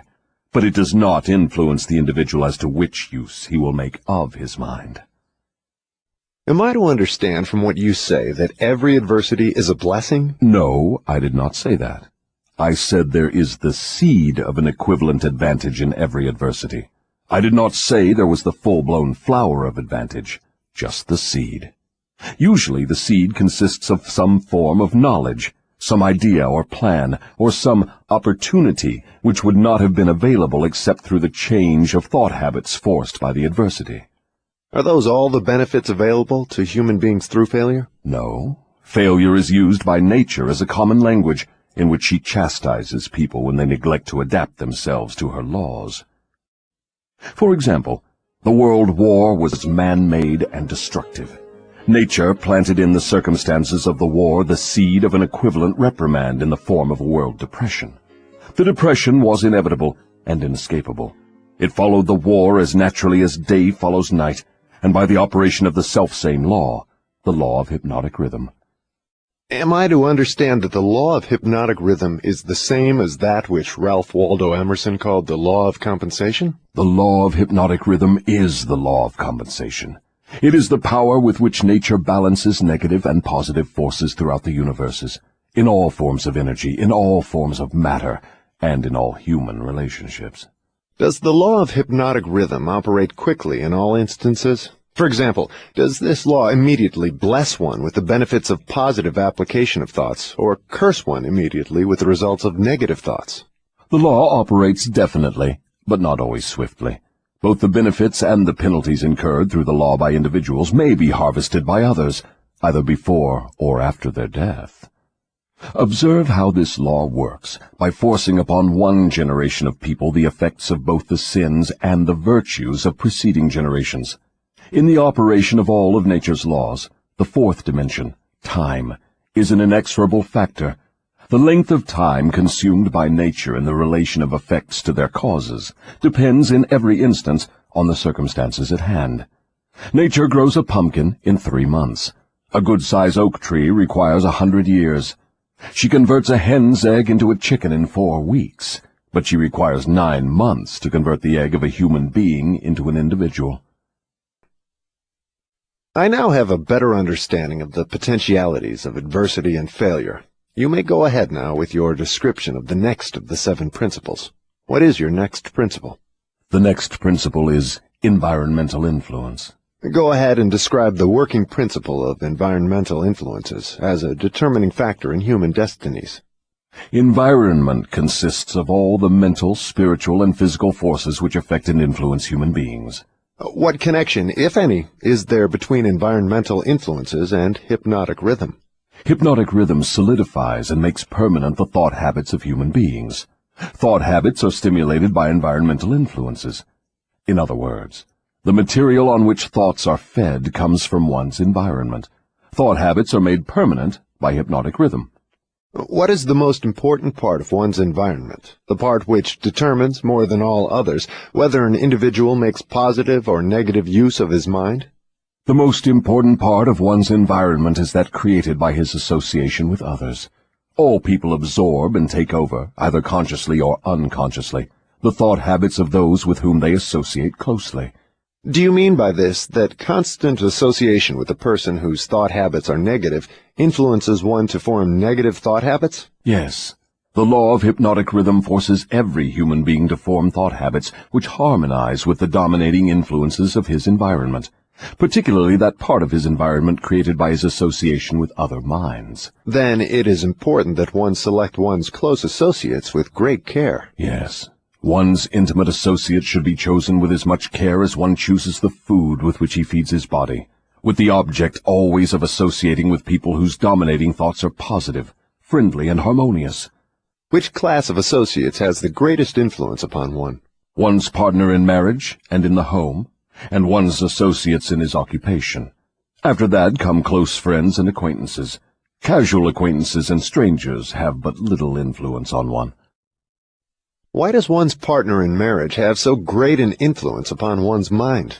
Because the relationship of marriage brings people under the influence of spiritual forces of such weight that they become dominating forces of the mind. How may environmental influences be used to break the grip of hypnotic rhythm? All influences which establish thought habits are given permanency through the law of hypnotic rhythm. One may change the influences of his environment, so that the dominating influences are either positive or negative, and the law of hypnotic rhythm will make them permanent, unless they are changed through one's habits of thought. Stating this truth in another way, one may submit himself to any environmental influence desired, whether positive or negative, and the law of hypnotic rhythm will make the influence permanent when it assumes the magnitude of thought habit. Is that the way the law works? That is correct. Be careful of all forces which inspire thought. Those are the forces which constitute environment and determine the nature of one's earthly destiny. What class of people controls their environmental influences? The non-drifters. All who are victims of the habit of drifting forfeit their power to choose their own environment. They become the victims of every negative influence of their environment. Is there no way out for the drifter? Is there no method by which he may submit himself to the influence of a positive environment? Yes, there is a way out for drifters. They can stop drifting, take possession of their own minds, and choose an environment which inspires positive thought. This they may accomplish through definiteness of purpose. Is that all there is to the act of eliminating the habit of drifting? Is the habit only a state of mind? Drifting is nothing but a negative state of mind, a state of mind conspicuous by its emptiness of purpose. What effective procedure may one follow in establishing an environment most helpful in developing and maintaining positive thought habits? The most effective of all environments is that which may be created by a friendly alliance of a group of people who will obligate themselves to assist one another in achieving the object of some definite purpose. This sort of an alliance is known as a mastermind. Through its operation, one may associate himself with carefully chosen individuals, each of whom brings to the alliance some knowledge, experience, education, plan, or idea suited to his needs in carrying out the object of his definite purpose. The most successful leaders in all walks of life avail themselves of this sort of made-to-order environmental influence. Outstanding achievement is impossible without the friendly cooperation of others. Stating the truth in another way, successful people must control their environment, thereby ensuring themselves against the influence of a negative environment. What of people whose duty to relatives makes it impossible for them to avoid the influence of a negative environment? No human being owes another any degree of duty which robs him of his privilege of building his thought habits in a positive environment. On the other hand, every human being is duty-bound to himself to remove from his environment every influence which even remotely tends to develop negative thought habits. Isn't this a cold-blooded philosophy? Only the strong survive. No one can be strong without removing himself from all influences which develop negative thought habits. Negative thought habits result in the loss of the privilege of self-determination, no matter what or who may cause those habits. Positive thought habits may be controlled by the individual and made to serve his aims and purposes. Negative thought habits control the individual and deprive him of the privilege of self-determination. I deduce from all you have said that those who control the environmental influences out of which their thought habits are built are masters of their earthly destinies, and that all others are mastered by earthly destinies. Is that stating the matter correctly? Perfectly stated. What establishes one's thought habits? All habits are established because of inherent or acquired desires, or motives. That is, habits are begun as the result of some form of definite desire. What takes place in the physical brain while one is forming thought habits? Desires are organized impulses of energy, called thoughts. Desires that are mixed with emotional feeling magnetize the brain cells in which they are stored and prepare those cells to be taken over and directed by the law of hypnotic rhythm. When any thought appears in the brain or is created there, and is mixed with keen emotional feeling of desire, the law of hypnotic rhythm begins at once to translate it into its physical counterpart. Dominating thoughts, which are acted upon first by the law of hypnotic rhythm, are those with which are mixed the strongest desires and the most intense feelings. Thought habits are established by the repetition of the same thoughts. What are the most impelling basic motives or desires which inspire thought action? The 10 most common motives, those which inspire most of one's physical action, are these: the desire for sex expression and love, the desire for physical food, the desire for spiritual, mental, and physical self-expression, the desire for perpetuation of life after death, the desire for power over others, the desire for material wealth, the desire for knowledge, the desire to imitate others, the desire to excel others, the 7 basic fears. These are the dominating motives which inspire the majority of all human endeavors. What about the negative desires, such as greed, envy, avarice, jealousy, anger? Are these not expressed more often than any of the positive desires? All negative desires are nothing but frustrations of positive desires. They are inspired by some form of defeat, failure, or neglect by human beings to adapt themselves to nature's laws in a positive way. That's a new slant on the subject of negative thoughts. If I correctly understand what you have said, all negative thoughts are inspired by one's neglect or failure to adapt oneself harmoniously to nature's laws. Is that correct? That is exactly correct. Nature will not tolerate idleness or vacuums of any sort. All space must be and is filled with something. Everything in existence, of both a physical and a spiritual nature, must be and is constantly in motion. The human brain is no exception. It was created to receive, organize, specialize, and express the power of thought. When the individual does not use the brain for the expression of positive, creative thoughts, nature fills the vacuum by forcing the brain to act upon negative thoughts. There can be no idleness in the brain. Understand this principle, and you will come into a new and important understanding of the part environmental influences take in the lives of human beings. You will better understand also how the law of hypnotic rhythm operates, it being the law which keeps everything and everyone constantly moving through some form of expression of either negative or positive principles. Nature is not interested in morals as such. She is not interested in right and wrong. She is not interested in justice and injustice. She is interested only in forcing everything to express action according to its nature.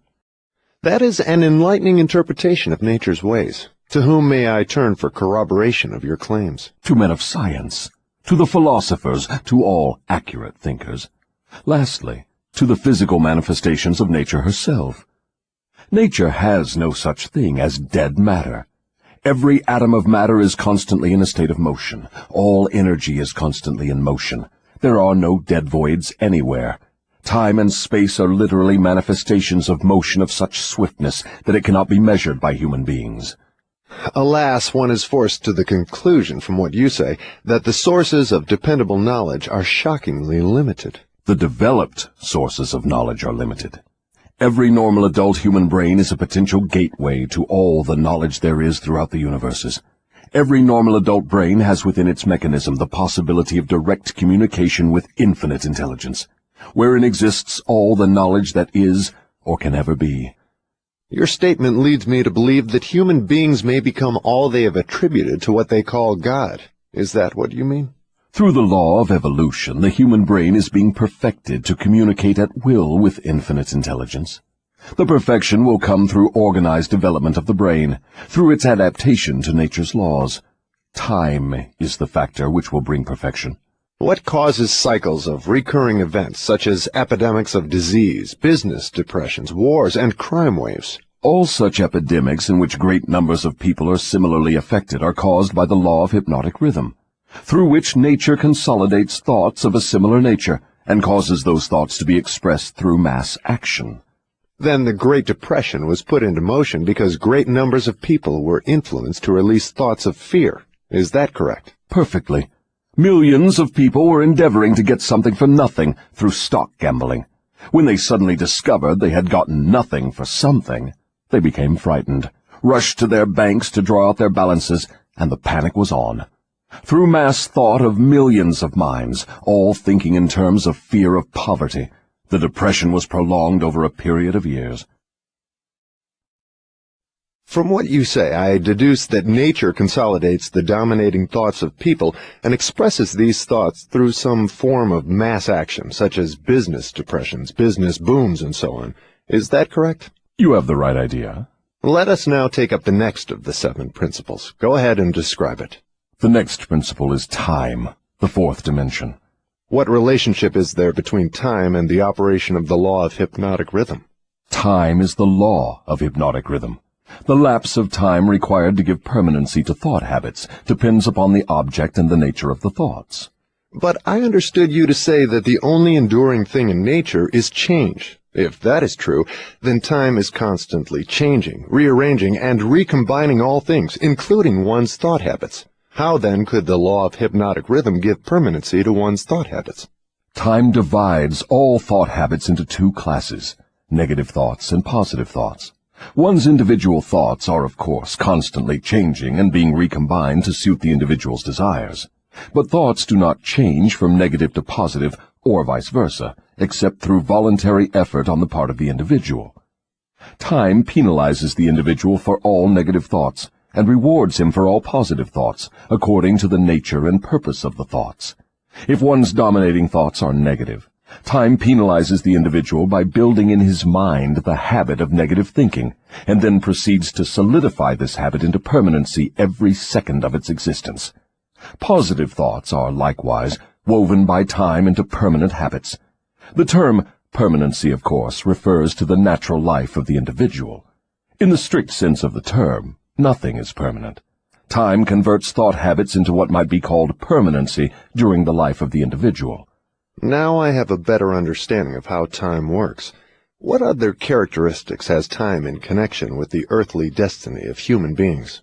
Time is nature's seasoning influence through which human experience may be ripened into wisdom. People are not born with wisdom, but they are born with the capacity to think, and they may, through the lapse of time, think their way into wisdom. Do youths ever possess wisdom? Only in very elementary matters. Wisdom comes only through the lapse of time. It cannot be inherited, and it cannot be imparted from one person to another except through the lapse of time. Does the lapse of time force an individual to acquire wisdom? No. Wisdom comes only to non-drifters who form positive thought habits as a dominating force in their lives. Drifters and those whose dominating thoughts are negative never acquire wisdom except of a very elementary nature. From what you say, I infer that time is the friend of the person who trains his mind to follow positive thought habits, and the enemy of the person who drifts into negative thought habits. Is that correct? That is precisely true. All people can be classified as drifters and non-drifters. Drifters are always at the mercy of the non-drifters, and time makes this relationship permanent. Do you mean that if I drift along through life without definite aim or purpose, the non-drifter may become my master, and time only serves to give the non-drifter a stronger and more permanent grip upon me? That is stating the truth exactly. What is wisdom? Wisdom is the ability to relate yourself to nature's laws so as to make them serve you, and the ability to relate yourself to other people so as to gain their harmonious, willing cooperation in helping you to make life yield whatever you demand of it. Then accumulated knowledge is not wisdom. Great heavens, no! If knowledge were wisdom, the achievements of science would not have been converted into implements of destruction. What is needed to convert knowledge into wisdom? Time, plus the desire for wisdom. Wisdom is never thrust upon one. It is acquired, if at all, by positive thinking, through voluntary effort. Is it safe for all people to have knowledge? It is never safe for anyone to have extensive knowledge without wisdom. What is the age at which most people who acquire wisdom begin to acquire it? The majority of people who acquire wisdom do so after they have passed the age of 40. Prior to that time, the majority of people are too busy gathering knowledge and organizing it into plans to spend any effort seeking wisdom. What circumstance of life is most apt to lead one to acquire wisdom? Adversity and failure. These are nature's universal languages through which she imparts wisdom to those who are ready to receive it. Do adversity and failure always bring wisdom? No, only to those who are ready for wisdom and have voluntarily sought it. What determines one's readiness to receive wisdom? Time and the nature of one's thought habits. Is newly acquired knowledge the same as time-tested knowledge? No. Knowledge tested through the lapse of time always is superior to that which has been newly acquired. Time gives to knowledge definiteness in both quality and quantity, and dependability. One can never be sure of knowledge that has not been tested. What is dependable knowledge? It is knowledge which harmonizes with natural law, which means that it is based upon positive thought. Does time modify and alter the values of knowledge? Yes, time modifies and alters all values. That which is accurate knowledge today may become null and void tomorrow because of time's rearrangement of facts and values. Time modifies all human relationships for better or for worse, depending upon the policy through which people relate themselves to one another. In the realm of thought there is a time when it is proper to sow the seeds of thought, and there is a proper time to reap the harvest of those thoughts, the same as there is a time to sow and a time to reap from the soil of the earth. Without the proper measurement of time between the sowing and the reaping, nature modifies or withholds the rewards of the sowing. Go ahead now and describe the last two of the 7 principles. The next principle is harmony. Throughout nature one may find evidences that all natural law moves in an orderly manner, through the law of harmony. Through the operation of this law, nature forces everything within the range of a given environment to become harmoniously related. Understand this truth, and you will catch a new and a more intriguing vision of the power of environment. You will understand why association with negative minds is fatal to those seeking self-determination. Do you mean that nature voluntarily forces human beings to harmonize with the influences of their environment? Yes, that is true. The law of hypnotic rhythm forces upon every living thing the dominating influences of the environment in which it exists. If nature forces human beings to take on the nature of the environment in which they live, what means of escape are available to people who find themselves in an environment of poverty and failure, but desire to escape? They must change their environment or remain poverty-stricken.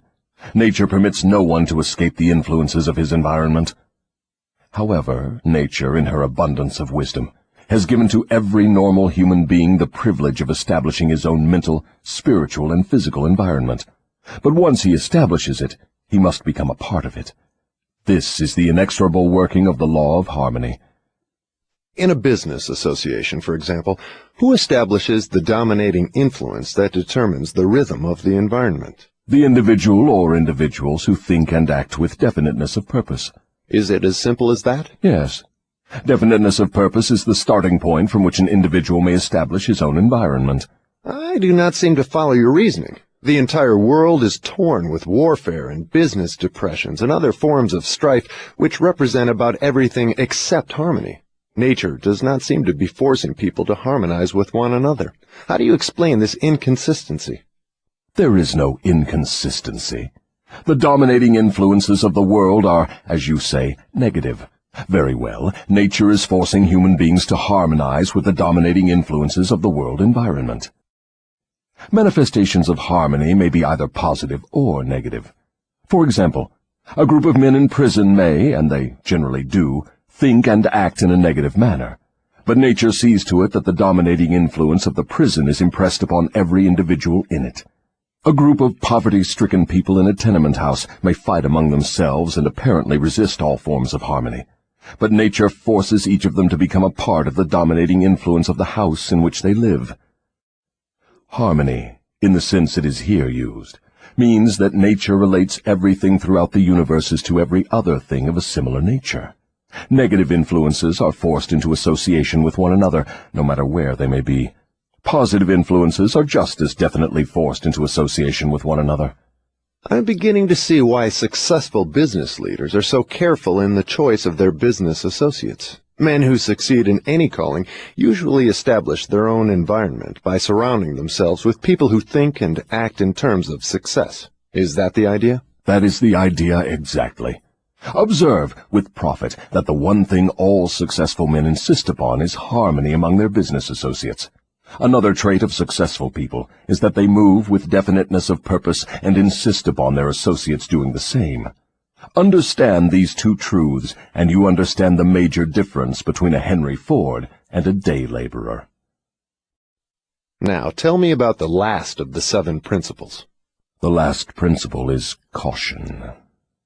Next to the habit of drifting, the most dangerous human trait is the lack of caution. People drift into all sorts of hazardous circumstances because they do not exercise caution by planning the moves they make. The drifter always moves without exercising caution. He acts first and thinks later, if at all. He does not choose his friends. He drifts along and allows people to attach themselves to him on their own terms. He does not choose an occupation. He drifts through school and is glad to get the first job that will give him food and clothing. He invites people to cheat him at trade by neglecting to inform himself of the rules of trade. He invites illness by neglecting to inform himself of the rules of sound health. He invites poverty by neglecting to protect himself against the environmental influences of the poverty-stricken. He invites failure at every step he takes by neglecting to exercise the caution to observe what causes people to fail. He invites fear in all its forms by his lack of caution in examining the causes of fear.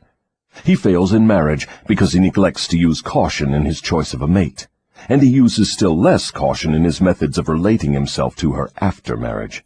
He loses his friends or converts them into enemies by his lack of caution in relating himself to them on the proper basis. Are all people lacking in caution? No, only those who have acquired the habit of drifting. The non-drifter always uses caution. He carefully thinks his plans through before he begins them. He makes allowances for the human frailties of his associates, and plans ahead to bridge them. If he sends a messenger on an important mission, he sends someone else to make sure the messenger does not neglect his mission. Then he checks on both of them to be sure his wishes have been fulfilled. He takes nothing for granted where caution provides a way to ensure his success. Isn't over-caution as detrimental as lack of caution? There is no such thing as over-caution. What you call over-caution is an expression of fear.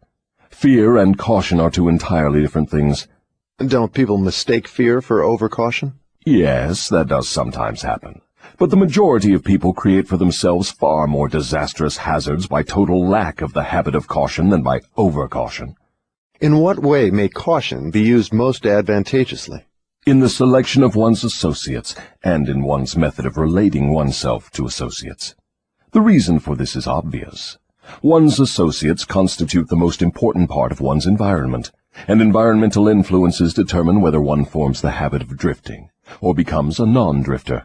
The person who exercises due caution in the choice of associates never allows himself to be closely associated with any person who does not bring to him, through the association, some definite mental, spiritual, or economic benefit. Isn't that method of choosing associates selfish? It is sensible, and leads to self-determination. It is the desire of every normal person to find material success and happiness. Nothing contributes more to one's success and happiness than carefully chosen associates. Caution in the selection of associates becomes, therefore, the duty of every person who wishes to become happy and successful. The drifter allows his closest associates to attach themselves to him on their own terms. The non-drifter carefully selects his associates and allows no one to become closely associated with him unless that person contributes some form of helpful influence or bestows some definite benefit. It never occurred to me that caution in the selection of friends had so definite a bearing on one's success or failure. Do all successful people exercise caution in the selection of all their associates, whether in business, social, or professional relationships? Without the exercise of caution in the choice of all associates, no one may be certain of success in any calling. On the other hand, lack of exercise of caution brings almost certain defeat in whatever one undertakes. Summary. 3 things connected with my interview with the devil interest me most. These 3 factors interest me because they have been the most important influences in my own life, a fact which any listener of my story can easily discern. The 3 important factors are the habit of drifting, the law of hypnotic rhythm through which all habits are made permanent, and the element of time. Here is a trio of forces which hold inviolate the destinies of all men. The 3 take on a new and more important meaning when they are grouped and studied as a combined force. It takes but little imagination and scarcely any understanding of natural laws for one to see that most of the difficulties in which people find themselves are of their own making. Moreover, difficulties seldom are the outgrowth of immediate circumstances. They are generally the climax of a series of circumstances which have been consolidated through the habit of drifting and with the aid of time. Samuel Insull did not lose his $4 billion industrial empire as the result of the Depression. He began losing it long before the Depression, when he became the victim of a group of women who flattered him into turning his talents from public utilities to grand opera. If ever a man in a high position in the financial world went down because of the power of drifting, hypnotic rhythm, and time, that man was Samuel Insull. I am writing from accurate knowledge of Mr. Insull and the cause of his troubles dating from the time that I served with him during the World War to the time of his ill-advised attempt to run away from himself. Henry Ford went through the same depression that swept Mr. Insull under, but Ford came out on top without a scratch. Do you want to know the reason? I'll tell you. Ford has the habit of not drifting on any subject. Time is Ford's friend, because he has formed the habit of using it in a positive, constructive manner, with the aid of thoughts of his own making, woven into plans of his own creation.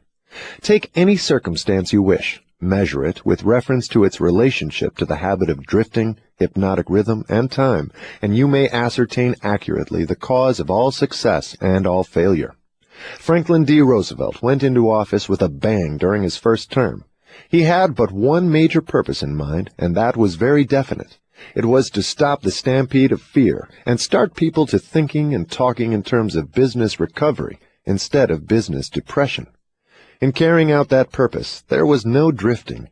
The forces of the entire nation were consolidated and moved as one to help carry out the president's definite purpose.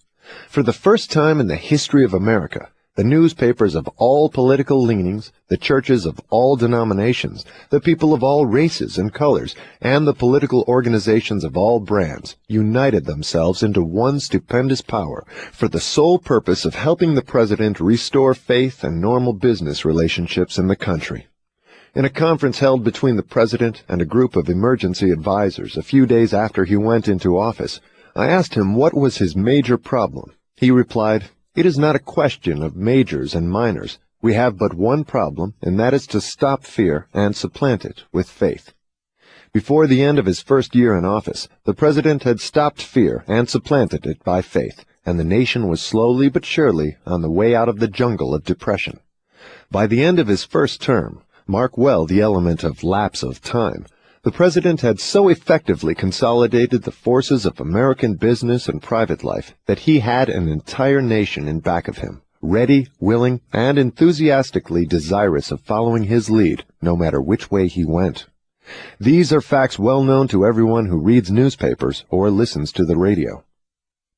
Then came another presidential election and the opportunity for the people to express their faith in their leader.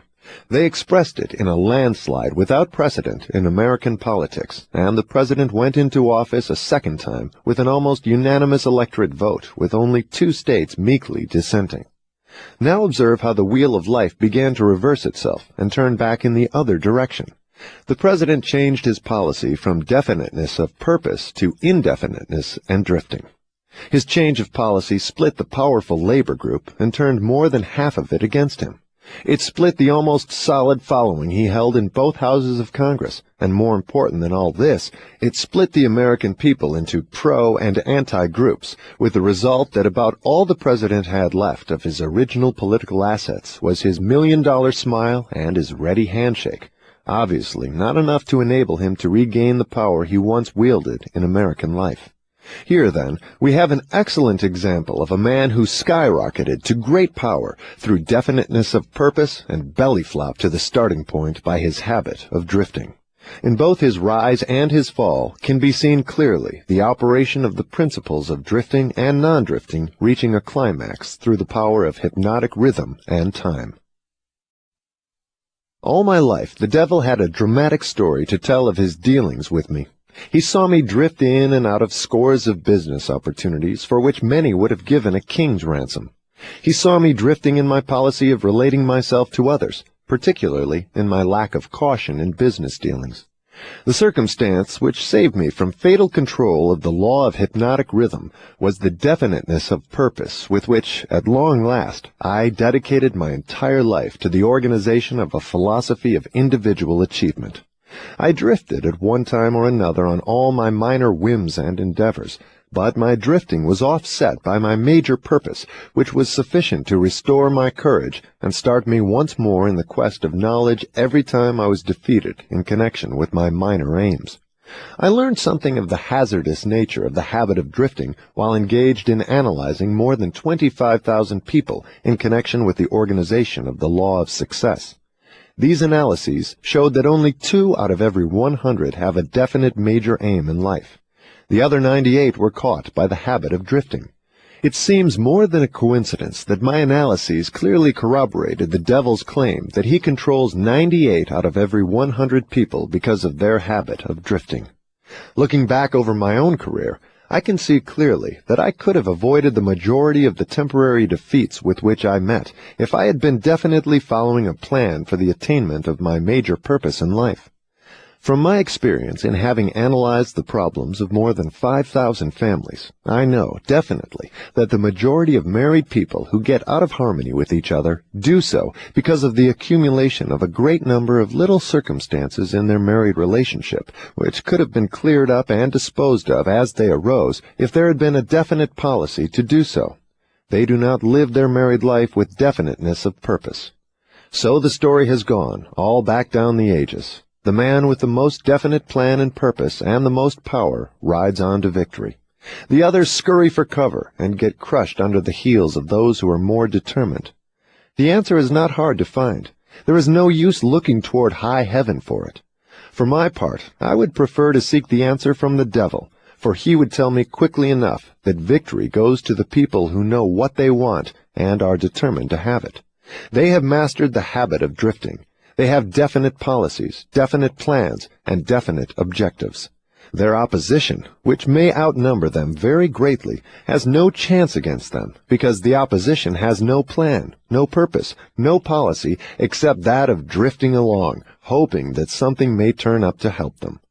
In those 3 brief sentences, you have the sum and the substance of the difference between success and failure, power and lack of it. We come now near to the end of our visit through this book.